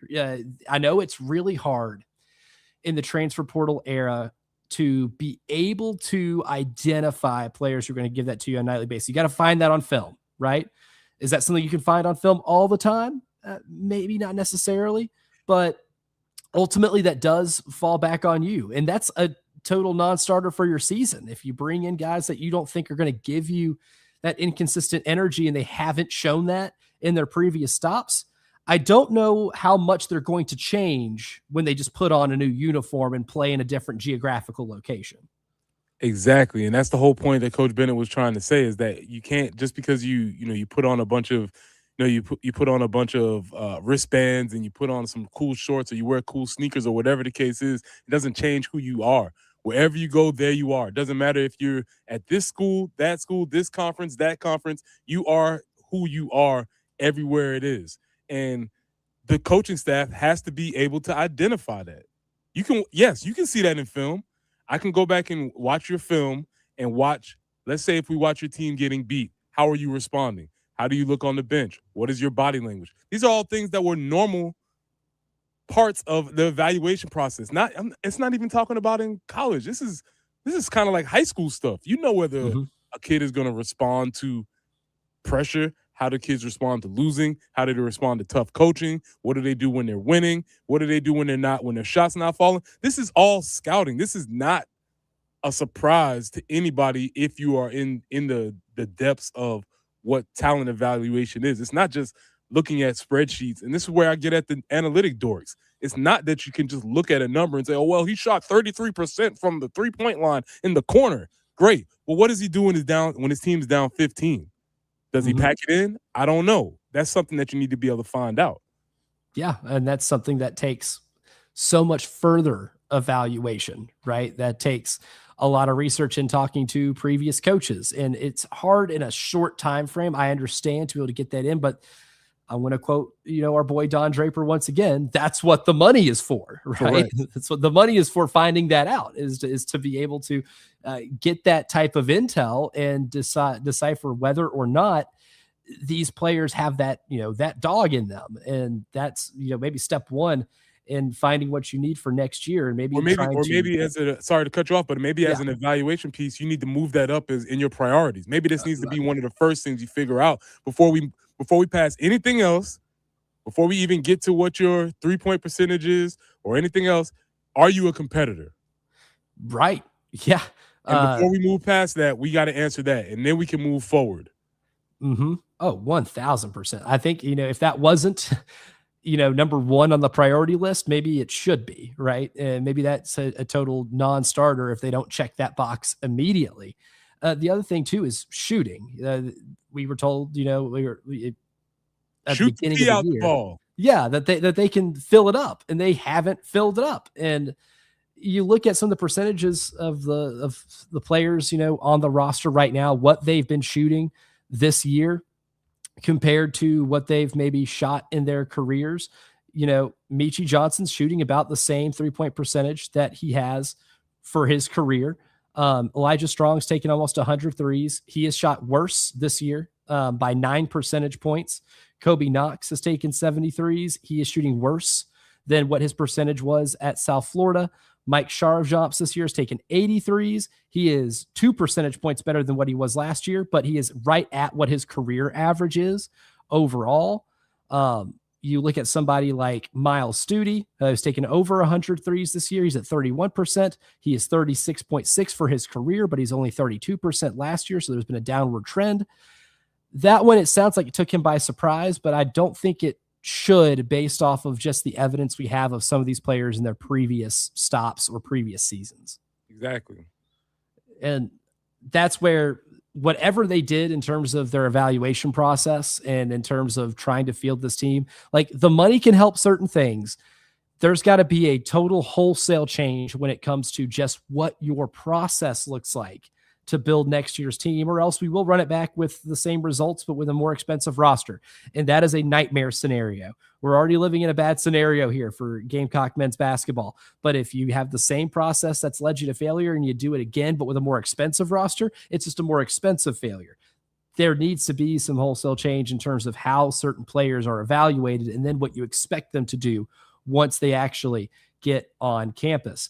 I'm sure a lot of folks this year who've been watching this team play looked at the TV and have been yelling, get on the line for a lot of these games this year. We're going to do that next. We'll continue to hear from Lamont in the third hour. We'll play a lot more of that and continue that discussion later on the show, but it's time to air out some grievances, and we will do that next here in the early game. Wow, what a play. The Game Network. Columbia, Charleston, Florence, and Myrtle Beach. This hour of in-show listening on 107.5 The Game is sponsored by QC Kinetics in West Columbia, the non-surgical regenerative orthopedic specialists of the Midlands. Request your consultation today at qckinetics.com. This is a Westwood One Sports Minute. Sponsored by Robinhood. Learn more with Robinhood at Robinhood.com/yourmoney. It's one of those moments you remember where you were when you saw the news. The trade heard around the world is dead. The Raiders announced the blockbuster deal sending Max Crosby to Baltimore is canceled. The reversal comes after Crosby failed his physical in Baltimore, and appears the Ravens medical staff wasn't ready for Crosby. I'm Drake Toll.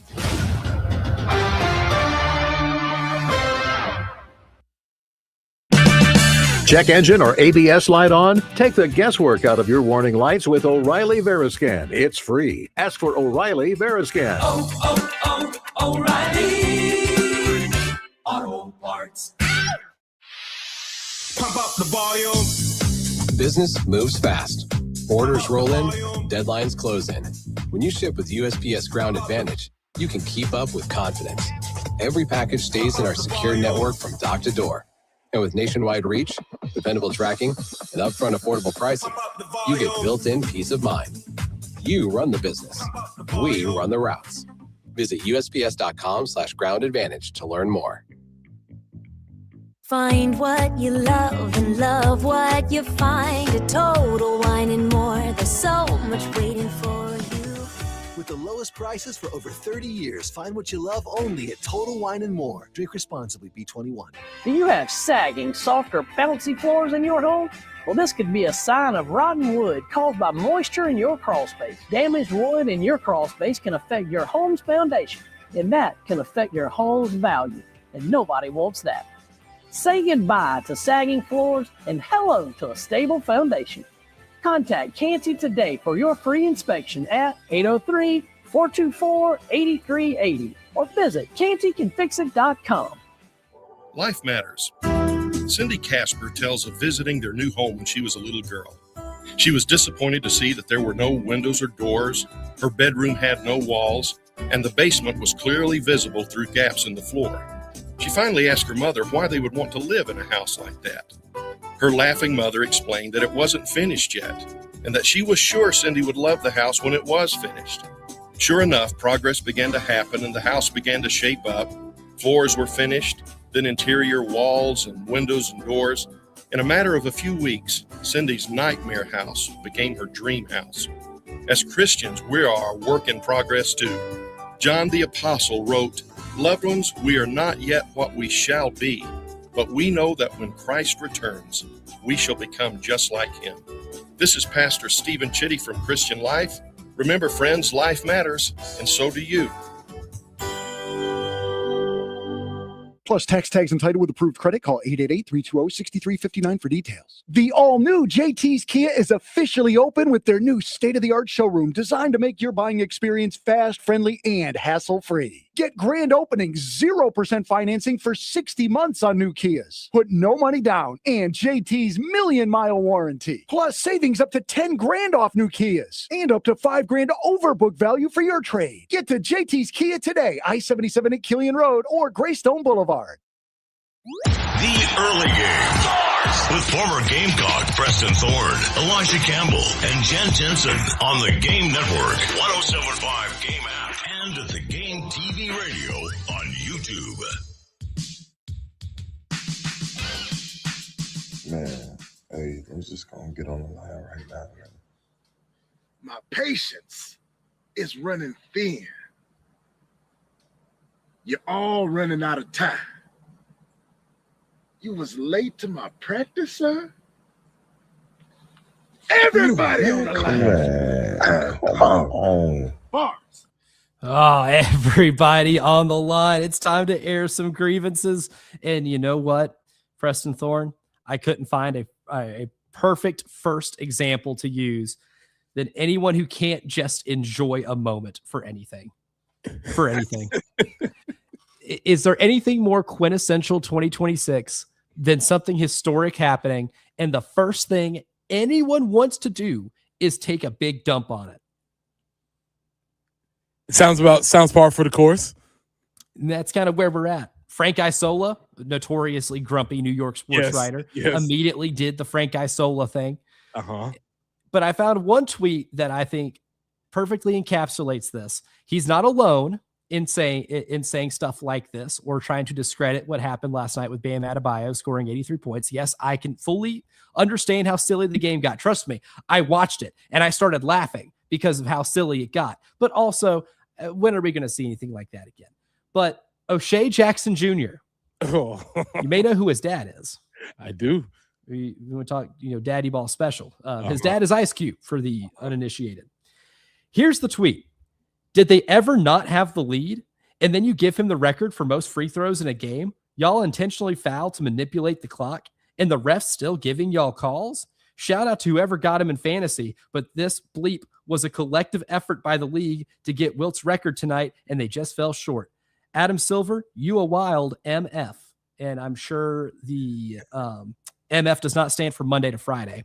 But Preston Thorne, the idea that the National Basketball Association would rig a game to get Wilt Chamberlain's record, and the player they chose to do it would be Bam Adebayo on a locally televised game on a random Tuesday night in the middle of March, is hilarious. Not only is it patently absurd, it's really funny that that there's a belief that Adam Silver sitting in his office and he goes, you know what? We really need to make some headlines. We really need to try to break that Wilt Chamberlain record. Who's the perfect person to do it? Victor Wembanyama? No. Shai Gilgeous-Alexander, the reigning MVP? No. LeBron James, the guy who's been the face of the league for over 2 decades? No. That would have been good. Yeah, no, I don't think that's going to work either. Not enough pizzazz. Anthony Edwards, the exciting young face of the league? No, I don't think that's going to work either. I'm thinking more Bam Adebayo. Mm-hmm. No bad ideas here. To think that's probably how that went down is laughably absurd. Is so funny that it's stupid. And for that, O'Shea Jackson Jr. and anybody who can't just enjoy something for 5 minutes without trying to take a big dump on it and be the big party poopers, get on the line. I like it. I like the idea. Well, you got to understand, O'Shea Jackson is from the native land of Kobe-stan, and he is he's a card carrying citizen native of Kobe-stan. So that is one of his things. Baseball players, come here. No, not you, USC baseball players. Y'all are good for right now. I need the USA baseball players. Come on down. USA baseball. This is our sport.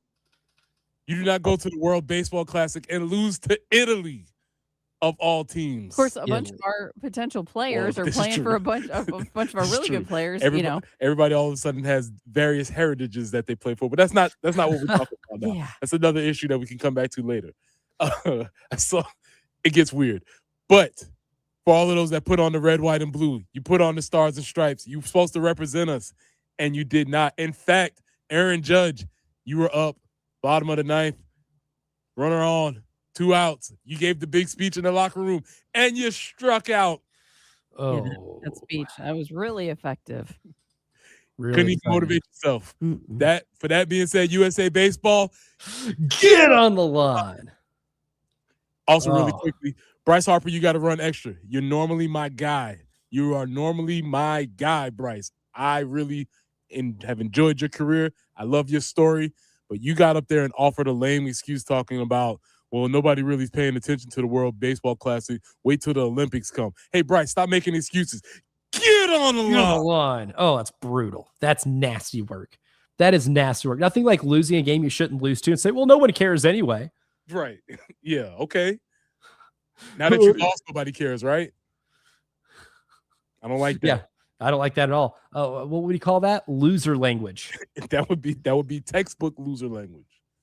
Oh, last one for me here too. SEC women's tournament. LSU's down, multiple possessions with 45 seconds left. You got to start fouling. You have 2 fouls to give. If you want any chance of winning this game, the only thing you can do is foul. Now, hope for a miracle is not a strategy. That's one of the hallmark slogans of this radio program, is that hope is not a strategy. Mm-hmm. And we can do the she said thing of, like Kim Mulkey said she told the team to foul, and for some reason they didn't foul. But I'm not going to absolve her of blame too, because you're the coach. That message needs to be loud and clear. So, Coach Kim Mulkey, you come here too. I hope you got your running shoes on. I know you like to look fly on the sidelines, but I need you to put the running shoes on. I need you to get here on the line. I need all 5 players that were on the floor to also get on the line here and get ready, get your running shoes on, because there's only one thing you have to do in that situation. Even if the coach doesn't tell you, probably some mental thought here would tell you, you're down multiple possessions. You need to start fouling. So for that, get on the line. Get on the line. Oh, nasty work there in Greenville over the weekend. But 2 hours down, one more to go. We'll kick off the next hour, hearing more from Lamont Paris and, of course, breaking down the wild news, the Max Crosby trade next.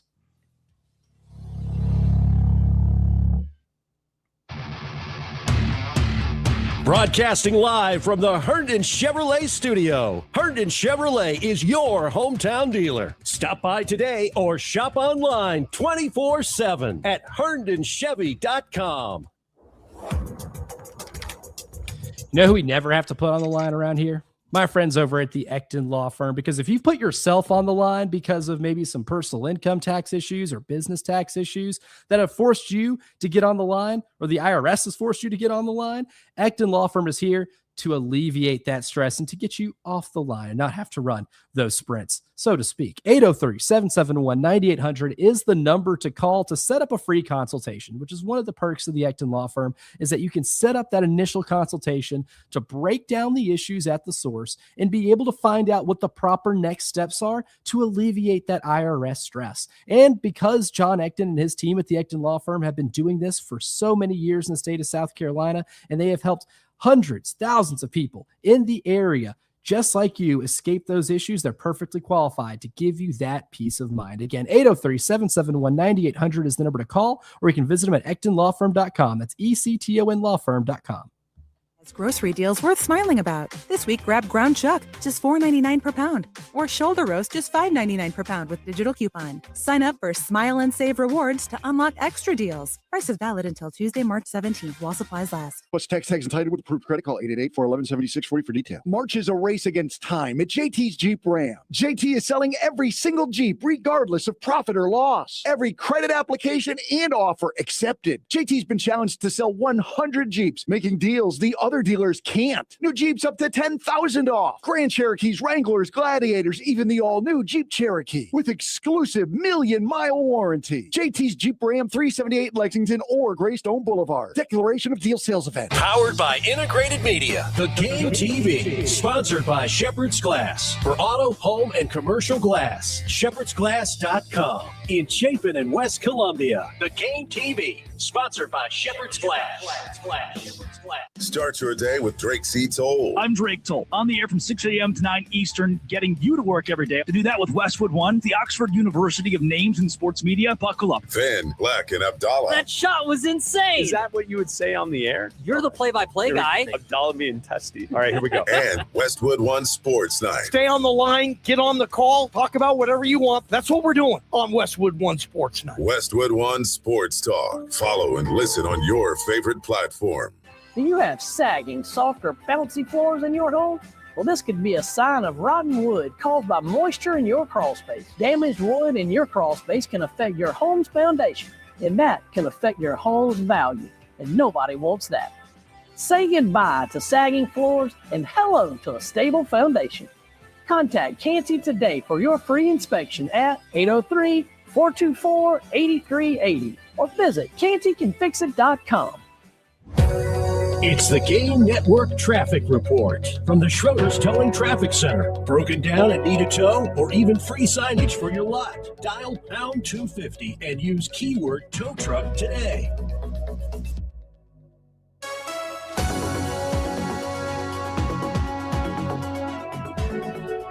Still getting things taken care of. Highway 302 at South Lake Drive. Also Shore Road at Highway 378 out towards Gilbert. Breezy and warm, 89 is going to be the high today. Very nice. Some rain coming in tomorrow, 70 for the high, 67 on Friday. We'll stay mid-70s for the weekend, but then next week, we'll be kind of dipping back into the 60s and 50s a little bit. So kind of soak in some of this weather while we can. Right now, 66.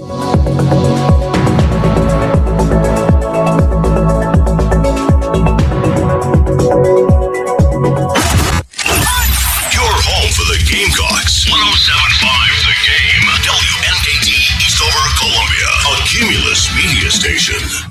The Early Game with former Gamecock Preston Thorne, Elijah Campbell, and Jen Jensen on the Game Network, 107.5 Game app, and at the Game TV radio on YouTube.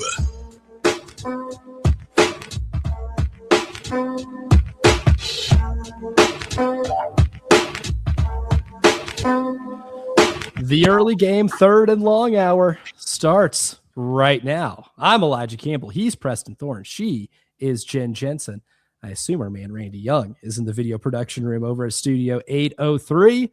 And now this is truly the early game, third and long hour, because I am a long, long, long way away. Oh, you can see me on the TV. Look at that.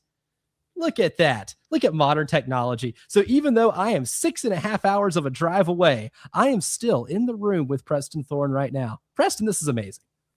Man, technology blows my mind every day. Every day we do cooler and cooler things in here. So this is awesome. I feel like I'm really important now. I'm talking to somebody that's out on a remote location and I can see them and I can hear them. This is awesome. That's right. That's right. I mean, that's why we call our man Randy Young the magician. We've been calling him that the entire time. We only know him around the building as the magician because he makes this type of stuff happen. So shout out to Randy for making this look sick on the YouTube stream at the Game TV Radio for those who haven't subscribed just yet. But the big story of the day, Preston Thorne, is that Lamont Paris, maybe not a magician in terms of reappearing, or maybe he's reappearing for this year after 2 bad years back to back after making the NCAA tournament just a couple of years ago, is making his own reappearing act for next season. And he spoke a lot yesterday. We listened to a little bit of his thoughts on what went wrong this season. He mentioned, maybe an inconsistent energy, the shooting not being there with what he expected. But I want to get into this a little bit deeper too, because one of the things you mentioned, like when it comes to shooting, is that maybe it was an evaluation problem, because there's not much variance in terms of how the players have shot this season from 3-point range compared to what they've done in earlier stops or earlier seasons in their career. I think this season kind of just reflects the larger sample size from just a 3-point shooting perspective. So is there a flaw in the evaluation? I believe this year showed that there was a flaw in the evaluation process. This will be cut 6, Jen. This was Lamont yesterday talking about some of the lessons that he learned about the evaluation process from this past offseason. Yeah, I think in the evaluation process, and it becomes more challenging just because the window is so much smaller than what it used to be. I mean, I think back to my days as an assistant, and you recruited guys for 2 years, so you knew everything about them. You knew how they would respond for the most part in any given situation, and you don't always know that with this process of recruiting. It's such a short process, so there's some level of that, but you work really hard. You're making phone calls to try to connect with people that are connected to the prospect and trying to identify those characteristics. But there are still some challenges in that. There's also, a certain level of player that it kind of goes hand in hand, that you don't perform at that level without having some of these things already baked into what your game looks like. So, attracting some of those players. I don't think you have 15 roster spots in men's basketball now. I don't think you have 15 guys that want that to be their role and 15 guys that fit that bill. But I also don't think you can't have one also. I think you have to have some guys that's kind of baked into what they do. So I think some of those guys will be apparent as they put their names into the portal and as that recruiting process develops. Now, a lot to unpack there, Preston Thorne, but I think one thing that he did mention is a lot of the stuff that we've talked about, especially when it comes to the roles that certain players played in previous stops, maybe going to be mirroring the roles that they're going to have to play there. It is going to be hard to ask somebody to maybe be a 15-point per game scorer if they weren't a 15-point per game scorer at their last stop. I mean, it seems pretty self-explanatory, but that's something that I think was kind of gotten to throughout the course of that club. Yeah, and he also was alluding to the idea of, everybody when they're advancing, nobody's transferring to come in and be a role player. Everybody feels like they have delusions of grandeur, and when I go to the next phase, that's where I'm really going to blow up, and that's where I'm really going to get in place because this system didn't work for me or this didn't work or reasons. And so it is more difficult to recruit somebody to your program saying, hey, I need you to be a strictly 3-and-D guy. And again, to quote Don Draper, that's what the money's going to be for. I'm bringing you here to do this job, not to do what you want to do, not to do what you thought you were going to be in high school, but this is what you are now. You're a rebounder. You're a glass eater. We need you to come here and do that for us. And then we're going to pay you accordingly, but we need you to get that done. Yeah, the conversations might just have to change with the people that you bring in, whether it's an individual film study of saying, hey, look, we want you here. We want you here for a reason. These clips are the reason we want you here. We see you're doing this here in this game. We need you to do this for our offense, and we will pay you accordingly to be able to do this for our offense or defensively. Like, look at how you recovered when, the guard here gets beat off the dribble and gets to the basket. Look at how you recovered over to help and block this shot. This is what we want. This is what we've been missing. This is what we need. Or look at how you crashed the glass on this play. Like, this is something you can already do. We just need you to do it for us. And we can just, especially if they're coming from a lower level, you can be able to say, hey, this is why we're going to give you a pay raise from where you were at last to do this very same thing for us. Because no matter how confident of a player you are, a player in the back of their mind, if they're asked to do something they've never done before, is always going to have at least maybe a little bit of a shadow of doubt. But if that has to change in the evaluation process where you are highlighting the reasons that they are there, because everybody, like, whether or not some coaches want to admit it, every player on the roster is there for a particular reason. And I think, if you're a Division I basketball coach in this era, it needs to be abundantly clear to the players in your locker room that you are here for a reason. And showing them why they're there, I find to be as equally as important as to the reason you actually brought them there, because then you create the buy-in. Maybe that is what can eliminate inconsistent energy on a nightly basis. I know some of those traits are innate in players. Either you got it or you don't. You were born with it or you were born without it. But when it comes to the traits of what you do on the floor, for a lot of these players that you bring in, those are very well established, and those habits are very well established. And you don't have the time to turn them into something that they're not. Well, that happens at every single level. That's the same conversation. If these players have aspiration of going to the pros, that's the conversation that they are going to have. Yes, you might have scored 25 points in the SEC, but guess what? When you come here and play for the Washington Wizards on the worst team in the NBA, shout out to Walt, shout out, you're going to be a defensive stopper, right? Or you're going to be a rebound guy, or you're going to be a dude who eats minutes. Everybody, there's very few players who don't have that conversation. And those are only the highest to upper crust guys in any organization. Maybe I'm talking like the top 5%. Everybody else, they bring you in and say, hey, listen, I know you were great at this there, but we need you to do this here. And that's how you're going to get paid. And that's how the NBA is made. And so if we're going to move towards professionalization, let's go ahead and get this thing started and let them know, hey, we don't need you to do everything. We just need you to do this thing. That's I love how you brought that up too, because there are perfect examples of how long it takes for certain players to grow into certain traits and certain roles. The difference between like college and pro is that the development needed for you to be able to do certain things to win in college is so much shorter, to the point where you might not have the luxury of time to turn a player into a really good 3-point shooter. Like, for example, you ever heard of the man named Kevin Love in the NBA?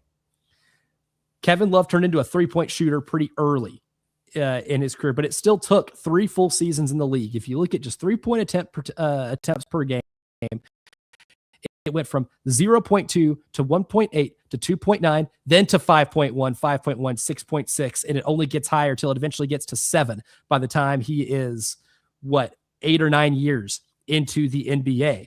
3-point shooting was not what he was asked to do in college. But if he wanted to survive in the NBA and he wanted to roll at the professional level, that is what he was going to be forced to do.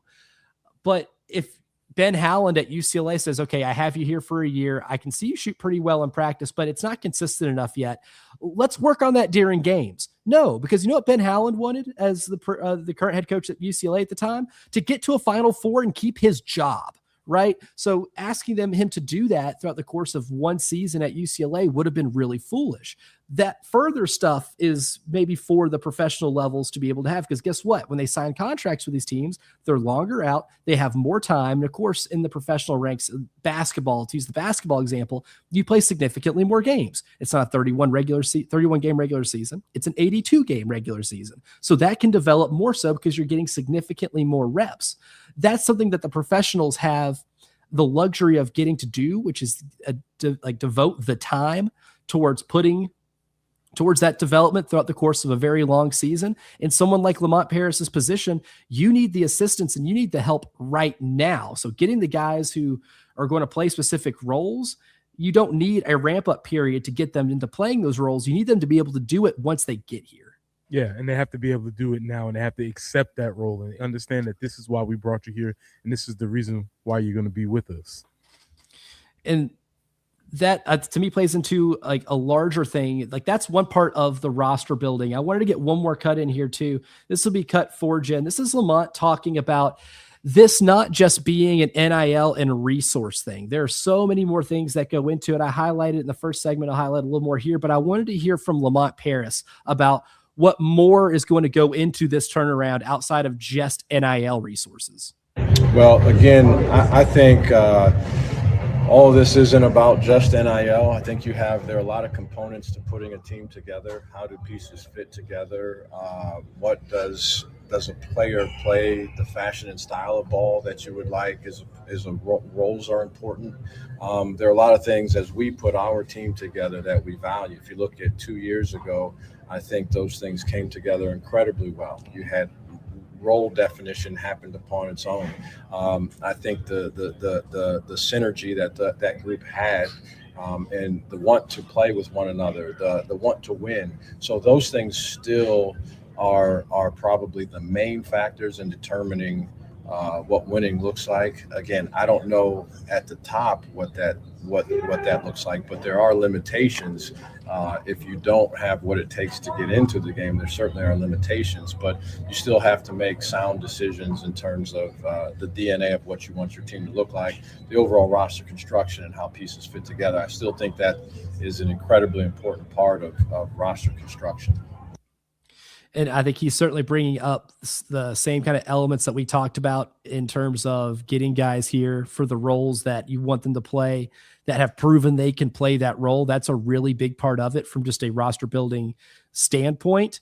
Again, what he mentioned there kind of reflects in what Kentucky's done with the most expensive roster that can buy mid, right? Like that's the most mid roster maybe in the SEC or mid team in the SEC. And they spent a lot of money in doing so.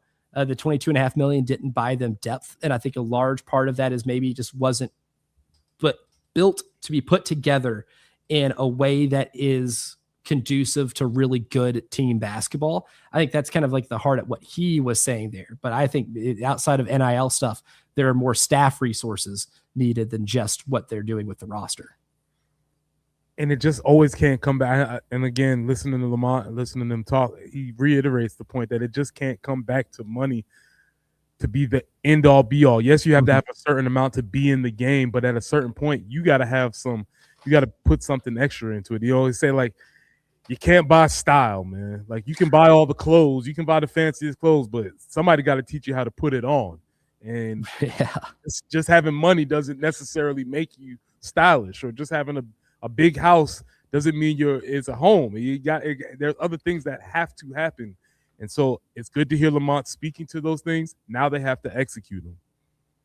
Certainly. And there's so much more that goes into that. And we'll continue discussing this throughout the week. Again, they play tonight at approximately 9:30. I can assure you it's probably not going to start at 9:30 on the SEC network. Really quickly, let's get you on the air right here. What time will this game tip off tonight? Okay. We will tip off at 9:41. Okay. Mark it down. Let's see. 9:41. I'm going to write this on the sheet that I have here, and then we'll see how close I actually get to that estimation. Do I get a prize if I win? I don't know. We'll find out. But will I treat myself with another plate of nachos? Probably. I think that's probably what's on the line here. Or I'll just do it anyway if I lose to comfort myself. It's a win-win for your boy. But coming up next, though, we will revisit the biggest news in the NFL. Rocky, hold on. I know we had you call back in, but if you hold on through this break, we'll get to you on the other side on the AAA Heating and Air phone lines, because just when you thought, that the Ravens made the biggest trade in the NFL offseason, well, guess again, because something else came up and something else happened. We'll discuss coming up next year on the early game. All my sports. The Game Network. 107.5 The Game in Columbia. 96.9 The Game in Charleston. 100.3 The Game in Myrtle Beach. And 100.5 The Game phone lines at 803-404-6100. Sponsored by AAA Heating and Air. Now offering 12-month payment plans on all HVAC or electrical repairs with no credit check. Online at callAAAtoday.com.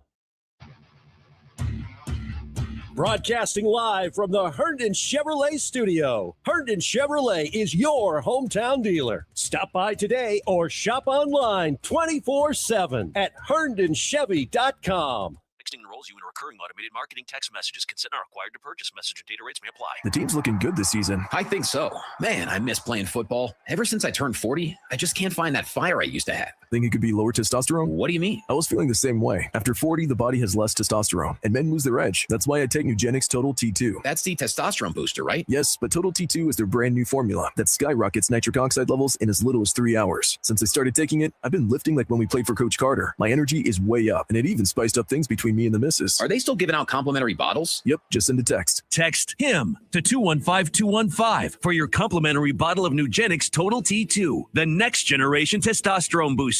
Text now and we'll include a bottle of Nugenix Thermo X, our newest, most powerful fat burner ever, absolutely free. Text HIM to 215-215. That's HIM to 215-215. These statements have not been evaluated by the FDA. This product is not intended to diagnose, treat, cure, or prevent any disease. Paid for by Adaptive Health. This is the sound of Lucy, staying on top of her spending.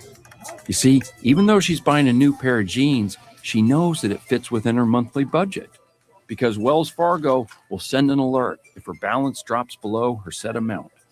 Yep, nothing gets past Lucy, or Wells Fargo for that matter. However you make money work, Wells Fargo can work with that. Wells Fargo Bank, N.A., member FDIC. Want to unlock the power of athlete marketing to grow your business? Garnet Trust has recently launched a business membership program, making it easier than ever for your business to work directly with a USC student athlete. Visit GarnetTrust.com today or call 803-250-1765 to see your business boom. Don't miss out on this sweet deal from Grill Marks. Beginning this Friday at 9 a.m., visit 1075thegame.com and click on Sweet Deals to get a $50 gift certificate to Grill Marks for just $25.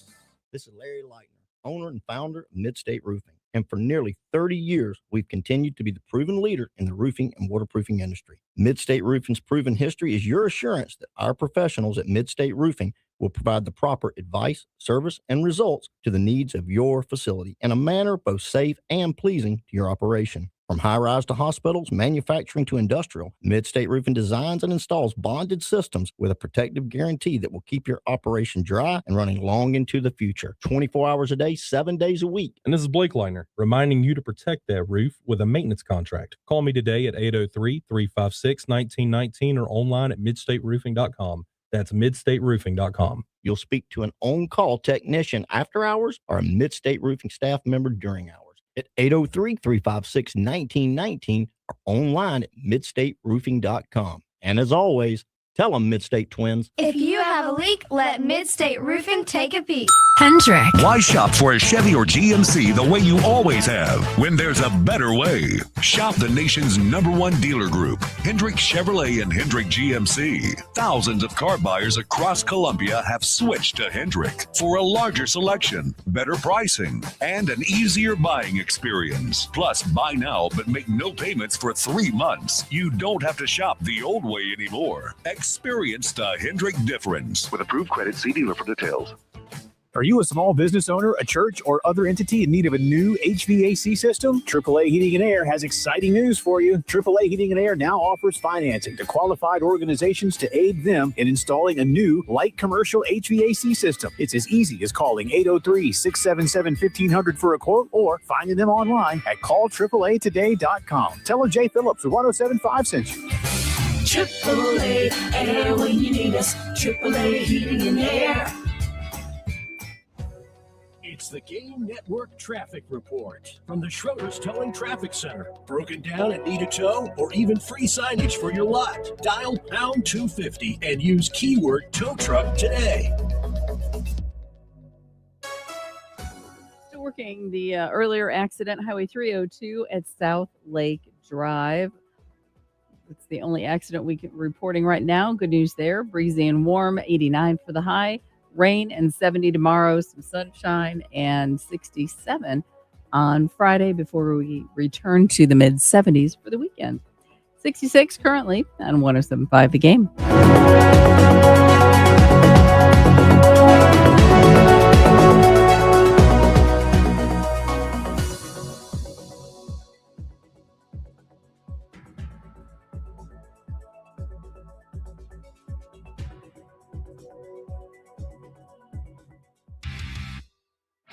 The Early Game. With former Gamecocks Preston Thorne, Elijah Campbell, and Jen Jensen. On the Game Network, 107.5 Game app, and the Game TV radio on YouTube.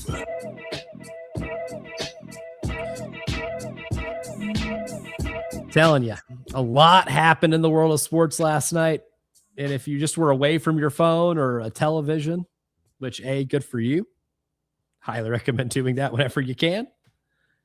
You might have missed it, that the trade that was announced this past Friday night with Max Crosby, all-pro defensive end for the Las Vegas Raiders, getting traded to the Baltimore Ravens in exchange for a couple of first-round picks. That made a lot of news, and that probably made Ravens fans excited for, let's see, Saturday, Sunday, Monday, Tuesday, 4 days until it was announced that the Ravens are backing out of the deal due to concerns they found at the physical, saying basically Max Crosby failed the physical. 803-404-6100. That's the AAA Heating and Air phone lines. And we know you have thoughts, and I know my man Rocky certainly has thoughts, and we will get to Rocky. Good morning, Rocky. Welcome to the early game, my friend. Good morning, guys. And Preston, I'd like to tell you that great minds think alike, and you do have a great mind. However, mine is inching closer to assisted living more and more. So I won't say that, okay? But on the Crosby, when I saw that, and I really didn't get into the depth. Obviously, it's more in your wheelhouse. You were talking earlier this morning about teams can find a way to fail you on a physical in whatever way. If it's a cavity or not or something, I kind of chuckled when you said that. However, I do have the same hat you're wearing on, because all I thought about in listening to national folks since the trade went down, talking about that thing, that's kind of out of character for the Ravens organization. They're just not one to give up draft picks and that kind of thing, and just listen to that. So I started thinking this morning, I said, you know what? I bet they're second guessing giving up those 2 number 1 draft picks. And that was kind of, so I'm with you, Preston, on the quote, air quotes, the conspiracy, that there may be more reasons. And that's kind of what I was thinking when I saw that. I said, oh, they just tried to find a way to get out of it because they second guessed it. That's kind of my thoughts on it. Appreciate your call, Rocky. Listen, again, you hate to be the guy that's always bringing up the what ifs and the conspiracies, but what we know about the Ravens is that they are a very sound front office. They've been traditionally throughout history, and also, like you said, they don't really play the trading away picks games. They value their picks. They use their picks wisely. That's why they've been so successful over this time. And maybe they might have got a little out ahead of their skis and got a little bit too excited and got out of character. And now they're having a little bit of remorse a couple days later and trying to figure out a way to get out of this. And I think the equivalent I tried to bring up, Elijah, is like if you've ever rented an apartment trying to get your deposit back, and it's like, man, they're like, nope, look at that little stain you had right there on the carpet. We can see it. You're not going to get your deposit back. And it's like, come on, man. If they want to give you the deposit, they can. If they don't want to, they probably can find a reason why. That is a painfully accurate analogy, I am afraid. Painfully accurate when it comes to moving out of a place. Oh God, yeah, that one hurts a little bit. But there's a lot of credence to that too. And I think we're getting more evidence of that. We'll go to the Firehouse Subs text line. Richard texted in and said Max only had torn meniscus. Ravens decided they didn't want to give up all the draft capital. Trey Hendrickson is out there.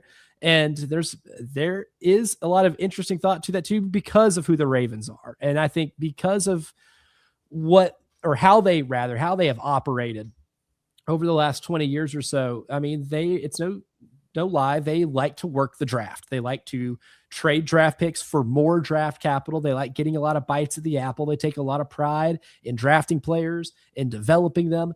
That's always been, no matter who the GM is, whether Ozzie Newsome, whoever, like their MO has been drafting players, developing. That is their preferred method of roster building.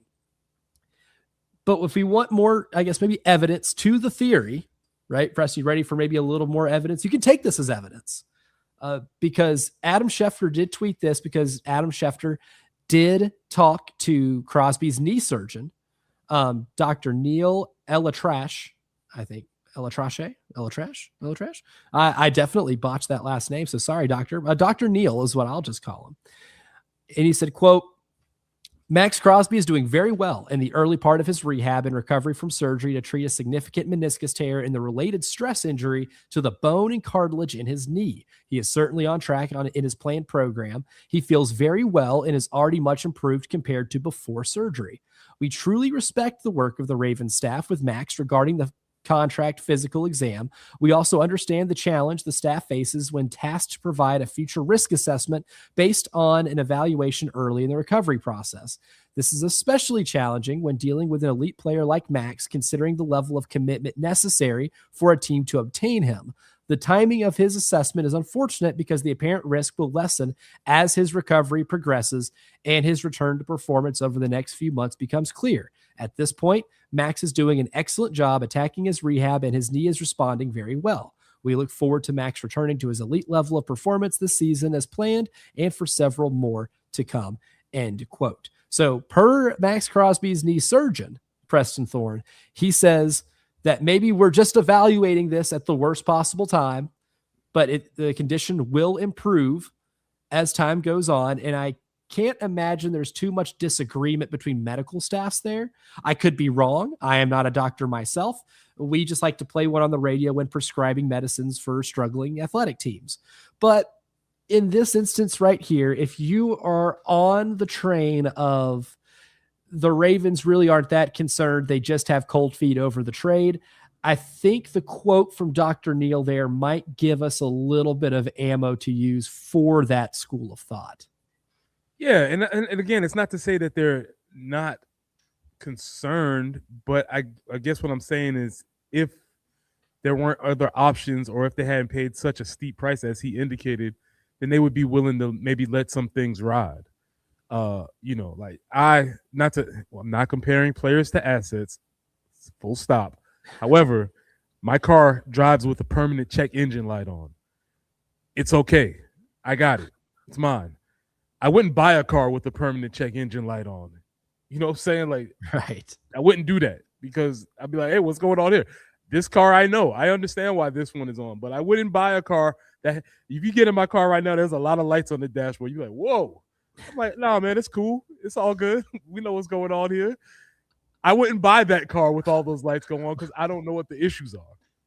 Right. Especially if you haven't test driven it, right? You're just like, oh my God, the car's telling me this thing is undrivable. But you're like, no. Trust me. It runs just fine. There's probably an issue somewhere, but it's nothing detrimental to how the actual car runs. Yeah. And again, if I was selling your car, I'd be like, nah, man, it's no problem. Yes, there's a check engine light on. Yes, the vehicle stability light is on. Yes, there's a air pressure pump on. No problem. It runs smooth. Don't worry about it. Trust me.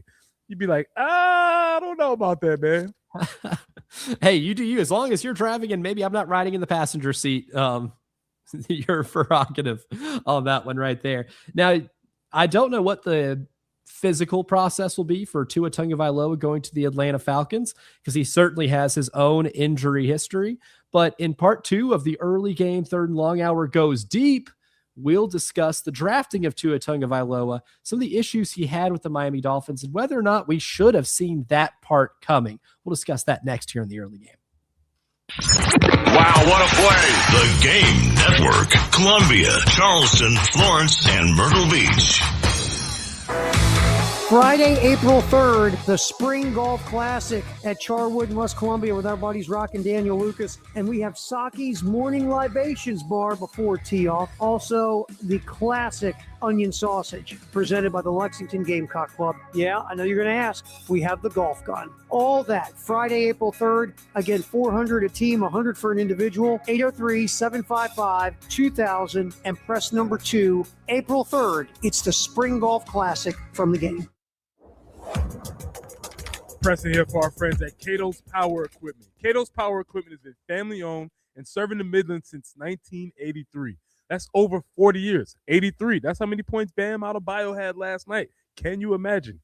Anyway, third generation owner Ben Cato provides top-notch service, great deals, and the mom-and-pop values that you love. And Ben is determined to raise the standard of sales, service, and retail. At Cato's, they're proud to offer a wide selection of new and pre-owned mowers, tractors, and more. So if you're ready to invest in something new, the friendly team is there to make the process easy, help you choose the right equipment, find financing options, and keep your gear running strong. Whether you're a weekend warrior or a seasoned landscaping pro, Cato's has you covered. So swing by Cato's Power Equipment today or call them at 803-254-3711. That's 803-254-3711.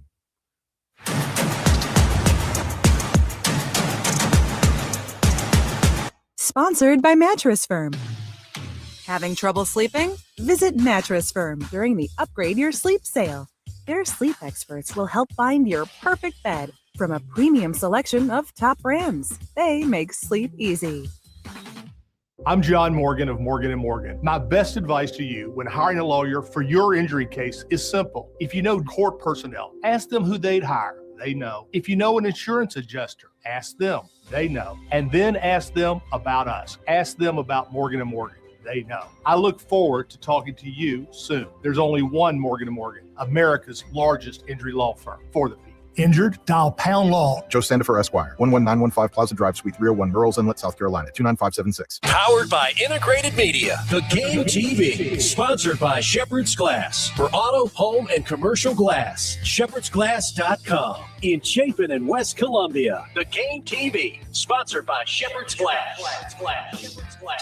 Recurring automated marketing text messages. Consent not required to purchase. Message and data rates may apply. The team's looking good this season. I think so. Man, I miss playing football. Ever since I turned 40, I just can't find that fire I used to have. Think it could be lower testosterone? What do you mean? I was feeling the same way. After 40, the body has less testosterone, and men lose their edge. That's why I take Nugenix Total T2. That's the testosterone booster, right? Yes, but Total T2 is their brand new formula that skyrockets nitric oxide levels in as little as 3 hours. Since I started taking it, I've been lifting like when we played for Coach Carter. My energy is way up, and it even spiced up things between me and the missus. Are they still giving out complimentary bottles? Yep, just send a text. Text HIM to 215-215 for your complimentary bottle of Nugenix Total T2, the next generation testosterone booster. Text now and we'll include a bottle of Nugenix Thermo X, our newest, most powerful fat burner ever, absolutely free. Text HIM to 215-215. That's HIM to 215-215. These statements have not been evaluated by the FDA. This product is not intended to diagnose, treat, cure, or prevent any disease. Paid for by Adaptive Health.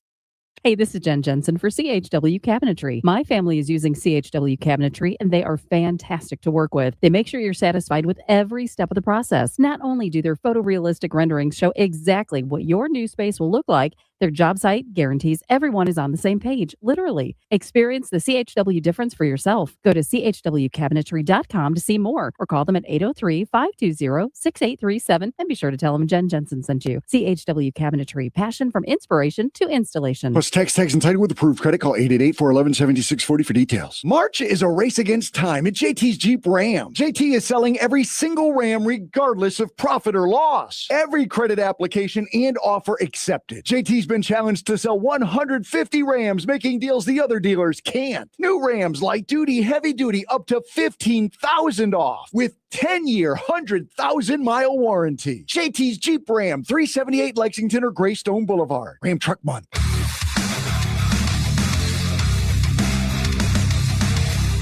Everybody loves streaming till you have to pay for it. Just download the 107.5 The Game app and stream us for free. It's the Game Network Traffic Report from the Schroeder's Towing Traffic Center. Broken down and need a tow or even free signage for your lot? Dial pound 250 and use keyword tow truck today. Still still just working that one accident out there, Highway 302 at South Lake Drive, but typical slowdown on I-26 as you approach I-20 there on I-26 eastbound. And your forecast, it's looking absolutely beautiful. Breezy, warm today, 88 for the high. Now, we are going to see some rain tomorrow, a high of 70, but then sunshine returns for Friday and a high of 67. Right now, it's warming up a little bit, 66 on 107.5 The Game.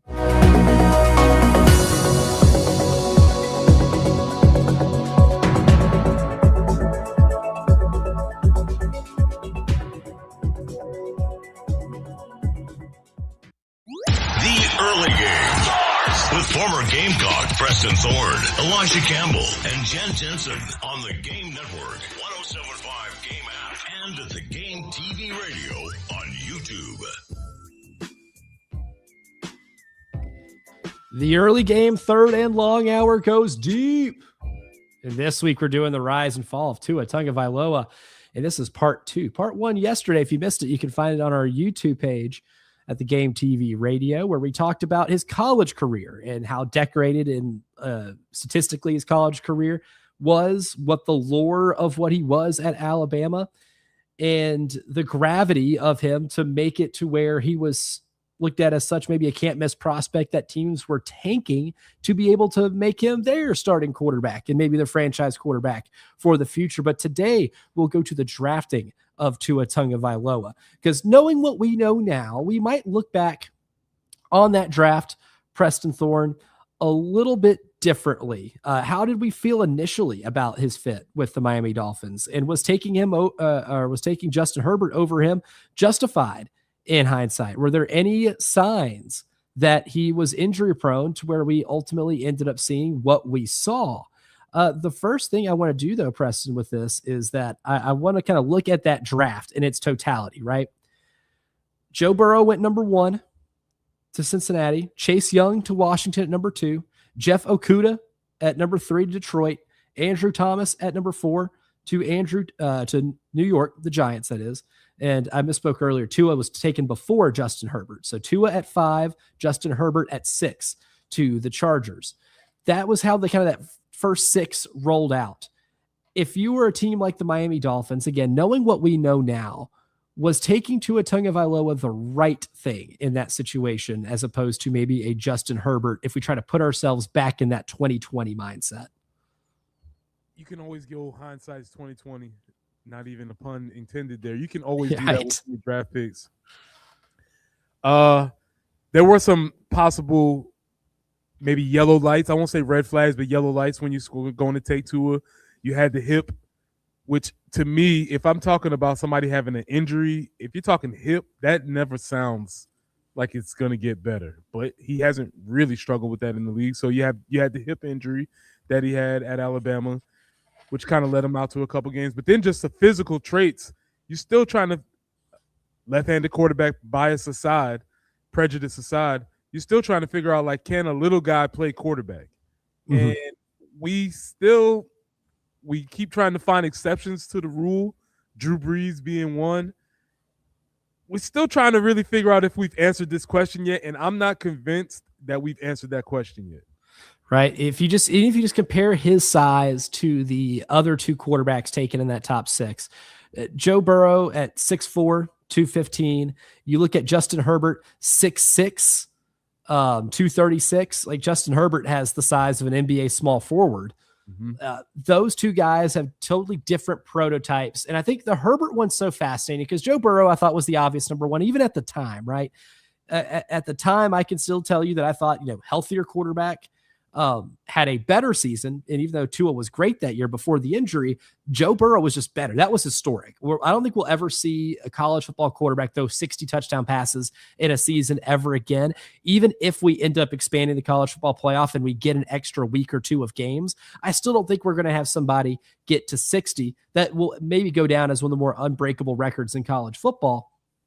But you look at what he did there, I think taking Joe Burrow number 1, right move there. I was one, though, that firmly believed that Tua Tagovailoa was the right call over Justin Herbert at the time, and I didn't really care about the whole size thing because, like you mentioned, a lot of people were trying to find the exceptions to the rule. Drew Brees being one of them. I'm somebody who watched Drew Brees play every Sunday for like a 15-year stretch in my life. So, I mean, I was one of those. Don't tell me somebody that size can't play quarterback in the National Football League. Maybe I underestimated how much better you have to be at that much of a size disadvantage. But yeah, I think what a lot of times what you might be doing is underestimating how good Drew Brees actually was. Yes, which hard for me even to do, right? Again, I've watched him religiously for his entire career in New Orleans, and expecting somebody to beat Drew Brees is a pretty tall task. You're drafting somebody then with the expectation that they are a Hall of Famer. But I thought so highly of Tua that I figured, if he could do what he did in the SEC, if he could be as efficient of a quarterback, avoiding a lot of the mistakes, doing what needed to be done, and even, entrusting or getting, Nick Saban to entrust in him the ability to come back in the fourth quarter in a national championship game when he was just 18 years old and bench a guy in Jalen Hurts, who then went on that same year, that later in his career, the same year that, Joe Burrow and LSU won the national title, took Oklahoma to a 4-team college football playoff and was a Heisman finalist. So it turned out Jalen Hurts still could sling it a little bit. The fact that was still something that was made, that was still a decision that was made, and that was Nick Saban's evaluation, told me that, this guy surely is able to play. I think the one thing I mostly underestimated, outside of maybe the impact of his size, was the hip injury. Because I think physically we have not seen the Tua Tagovailoa that we saw in college, despite some of the good years he's had in the NFL, because it hasn't been all bad. Well, the thing about the hip injury is that it's not that Tua was necessarily a dual threat guy, but he did have some mobility. And when you get that hip injury, that makes him a sitting duck in the pocket, which leads to the other injuries, which the sacks and concussions and things of that nature. So it's sort of something that builds on itself. And because he's has a more slight frame and is a smaller guy, you don't want him to have to sit in the pocket and have to take on some of those hits that he's had to take on because he lacks the mobility that he once had. For you, Preston Thorne, when you think back on that draft and your feelings on those players, specifically the quarterbacks, how much, or what was the thing, I guess, maybe you underestimated the most about translation from college to the NFL? Because I was so iffy on Justin Herbert. Justin Herbert still has a lot to prove, but I think Justin Herbert is certainly better than I thought he would be at the time. He's better than he thought he would be. He's getting to the point now where he's going to have to, do it or get off the pot. I assume, because he's kind of figuring out what's up with Justin. I think the thing that is very difficult to translate from college to the league, and this is sort of goes back to the conversation we talked about with Lamont, is what is that leadership capacity going to look like? Joe Burrow obviously had it in college. The picture of Joe Burrow in the locker smoking that cigar, it's like, oh man, that's the guy. All right. That's him. I want to follow that guy. Tua was never able to make that leap, and there were some organizational issues also, but I don't think he's ever been able to make that leap to being the guy that the locker room needed. Certainly, and that's the thing that we're going to dive on in tomorrow's episode, the injuries and the leadership concerns, because as much success as Tua Tagovailoa did have with Miami, it's not like the Dolphins have made the playoffs a ton since 2000. Only a handful of times. So you can count on one hand how many times they have made the playoffs since the year of our Lord 2000. There were some successes, but there were some injuries and there were some leadership failures that caused us to be in the position we are today. We'll tackle that tomorrow for the early game, third and long hour goes deep. But coming up next, though, there are plenty of winners on the morning after a wild night in sports. We'll give you our winners from that and today's show, all coming up next here on the early game. All my sports. The Game Network. 107.5 The Game in Columbia. 96.9 The Game in Charleston. 100.3 The Game in Myrtle Beach. And 100.5 The Game in Florence.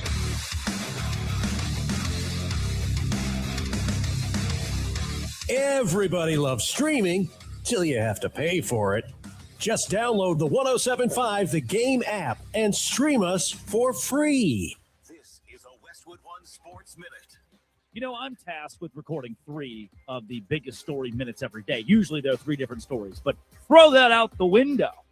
The most stunning reversal in NFL trade history. The blockbuster is over. Matt Crosby to Baltimore is off. Reports indicating the Ravens backed out after Crosby reportedly failed his physical. I'm Drake Toll.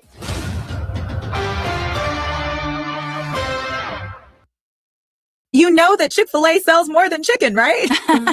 Hello, my name is Jaleesa, and a little thing I love about the Chick-fil-A sausage, egg, and cheese biscuit is how it's all of my favorite breakfast items in one good bite. That fluffy egg, that melty cheese with that perfectly grilled sausage. It just gives you that warmth, that comfort food that you love. It is the best possible option for a classic breakfast.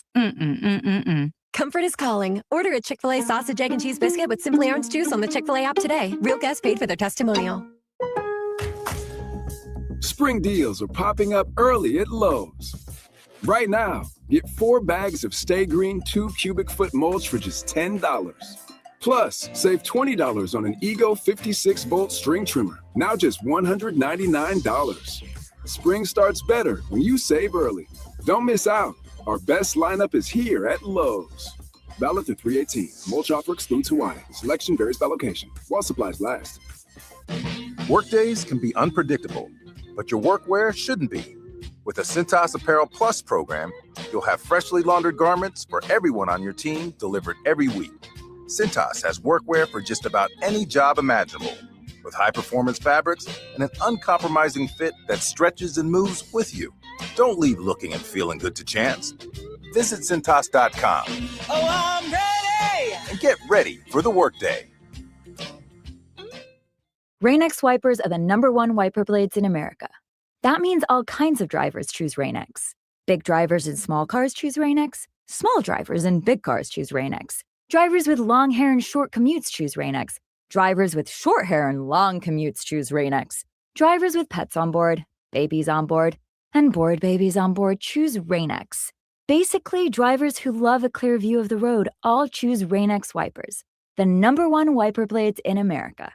Diabetes, high blood pressure, anxiety meds, everyone's on them. If you're a 50-year-old male, maybe a bit porky, and you may even have type 2 diabetes, $1 million of term insurance may only cost you about $200 a month. Call Term Provider. Speak with Big Lou at 800-859-3220. Big Lou will find a term life policy for you even if you have type 2 diabetes, are overweight, or have high blood pressure. Term Provider has helped thousands of people like you.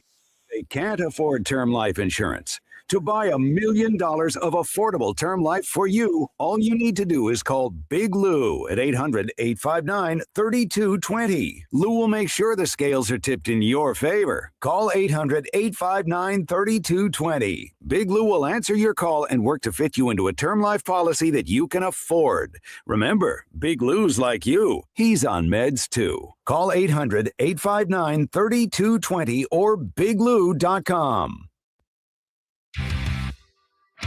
The Early Game. With former Gamecocks Preston Thorne, Elijah Campbell, and Jen Jensen. On the Game Network, 107.5 Game app, and the Game TV radio. Than it is about the team. Cannot play with them. Cannot win with them. Cannot coach with them. Can't do it. I want winners. Winners. Winners. Winners. Got good news for you, Coach Singletary.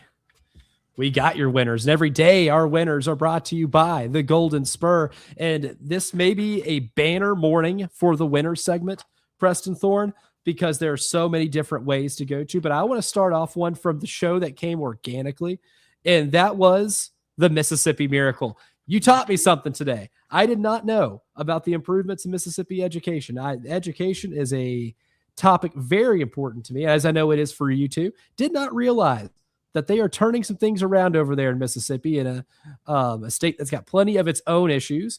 I am always cool to celebrate at least one state's commitment to public education. Yeah, they're doing a lot of really cool things. And I would be remiss to say if South Carolina is not following behind and doing a lot of those same cool things. It all goes back to, what do you know? Working on fundamentals, practicing the basics, emphasizing all the little things. Some of the same things you hear about sports, Elijah. Maybe it's not all about scheme, and maybe it is about the fundamentals. That's another topic for another day. But yeah, shout out to Mississippi, the Mississippi Miracle. very interesting read if you're interested in hearing what they got going on down there. I'm going to give a shout out to Power Couples. Oh, yes. They don't have a name. I'm looking for a name. They don't have one. But Elijah, last night, Bam Adebayo became the NBA's active leading scorer, having the most points in a game actively. Do you know who the WNBA's most points in the game scorer is? Please tell me that's A'ja Wilson. It is A'ja Wilson. That is correct. Bam scored 83. A'ja Wilson with the record of 53 points in the game. So the power couple, loving basketball is real. And so it is really cool to see those two thriving. And A'ja was at the game last night. She was at the press conference. Very much present in the game right now. So shout out to the power couple. I love that. And maybe there are a lot of contenders for tweet of the day. This comes from someone named Franklin Leonard. And Franklin Leonard tweets, prayers up for whoever has to guard A'ja this season whenever she decides she doesn't want Bam to have the family record anymore. It's going to be a long day for you. I'm sorry. And again, as I stated, it's not a surprise that A'ja holds the record for most points in the game because she's a scorer. That's what she does. Yes. Bam, not his bag, man. So this is really fascinating to see that he got there last night. I think you really hit the nail on the head when you said it's like Peyton Manning rushing for 200 yards in a game. Or like 300, like a record-breaking amount of rushing yards, right? Yeah, it's like, but here's the thing. Bam is known for being an overall great player as a basketball player. He's awesome. He's everything you want in a team. And so it's really fascinating that. Winner, Dr. Guy who did my knee surgery, Dr. Guy who does many of the surgeries in this area, always a winner, being that doctors are in the news, having to clear physicals, check physicals, read charts, answer statements. Any doctors in the sports medicine field, you're a winner. That's a good one right there. Yeah. A lot of work that goes unnoticed by people. Your favorite athlete has probably had a surgery at some point in their life, and the success of that surgeon is the reason they were able to get back out there. So always shout out to our orthopedic surgeons out there. Another winner, ticket stubs. Because another contender for tweet of the day, Preston Thorne, this comes from one of my favorite comedians, Roy Wood Jr. tweets, can't even keep, let me give some more context. He tweets in by quoting the NBA's tweet about 83 points from Bam Adebayo. And he goes, can't even keep the ticket stub from nights like this anymore. All this electronic ticketing, got to go home and print a damn QR code. There's a lost art to this. Son, let me show you the screenshot of the game that I was at. It's a screenshot of the ticket that I took on Ticketmaster. Oh, no, I can't get into Ticketmaster because I forgot my password. I need to go into my 10-step verification to be able to log into my account. The Ticketmaster one always gets me because I'm always trying to get into a venue, so I'm rushed, and now I have to remake a password. Now I can't remember the password that I made. It is always the one that is like, hey, man, can I just have a ticket, please? That's why you got to add it to the Apple Wallet. I've heard. And actually, I've been scolded about this by my better half. And yes, you're right. Imagine the pressure I feel when we're trying to go into the show. She's like, if you would have just added to the Apple Wallet, I'm like, not right now. Now is not the time. Now is not the time. The time is for me to be panicking and having the panic sweats because I can't remember my password. Oh no, you put the password in wrong 3 times. Now it's gonna lock you out for the next 5 attempts. Oh my God, I can't. We're next up in line at the gate. I need this ticket. Oh, nightmare scenario right there. Oh, that's brutal. But you know, it is a lost art though, just having like ticket stubs for things. Because I still at my dad's house, like from all of the sporting events I went to when I was young, back when they were still making paper tickets for these things. And some of them would look really cool. Like the ones that had the coolest designs were always my favorite. I had a couple of really cool ticket designs for like Atlanta Hawks games, University of Tennessee football games always had like really unique designs on them. I have like a shoebox full of like tickets I went to of games when I was a kid. And part of me really wishes I still had them now, like as an adult for the games I go to as an adult. But all I have are screenshots. I do have a screenshot of the first Saints game in New Orleans I went to. That does still exist on my phone, and that's the closest thing I'm going to get. Okay. I guess you can print it out. I can. Would it have the same luster to it? No. I don't think so. No, probably not. One of those things that advancements in technology will eventually take away from us. Really quick, Elijah. What's the time of the tip off today? It'll be 9:41. That is my expectation. Let's see. And if I'm wrong, we could verbally flog me tomorrow. But until then, Tyler Head and Jack Felch for the Extra Point. They're next. We'll talk to you again tomorrow morning. Broadcasting live from the Herndon Chevrolet studio. Herndon Chevrolet is your hometown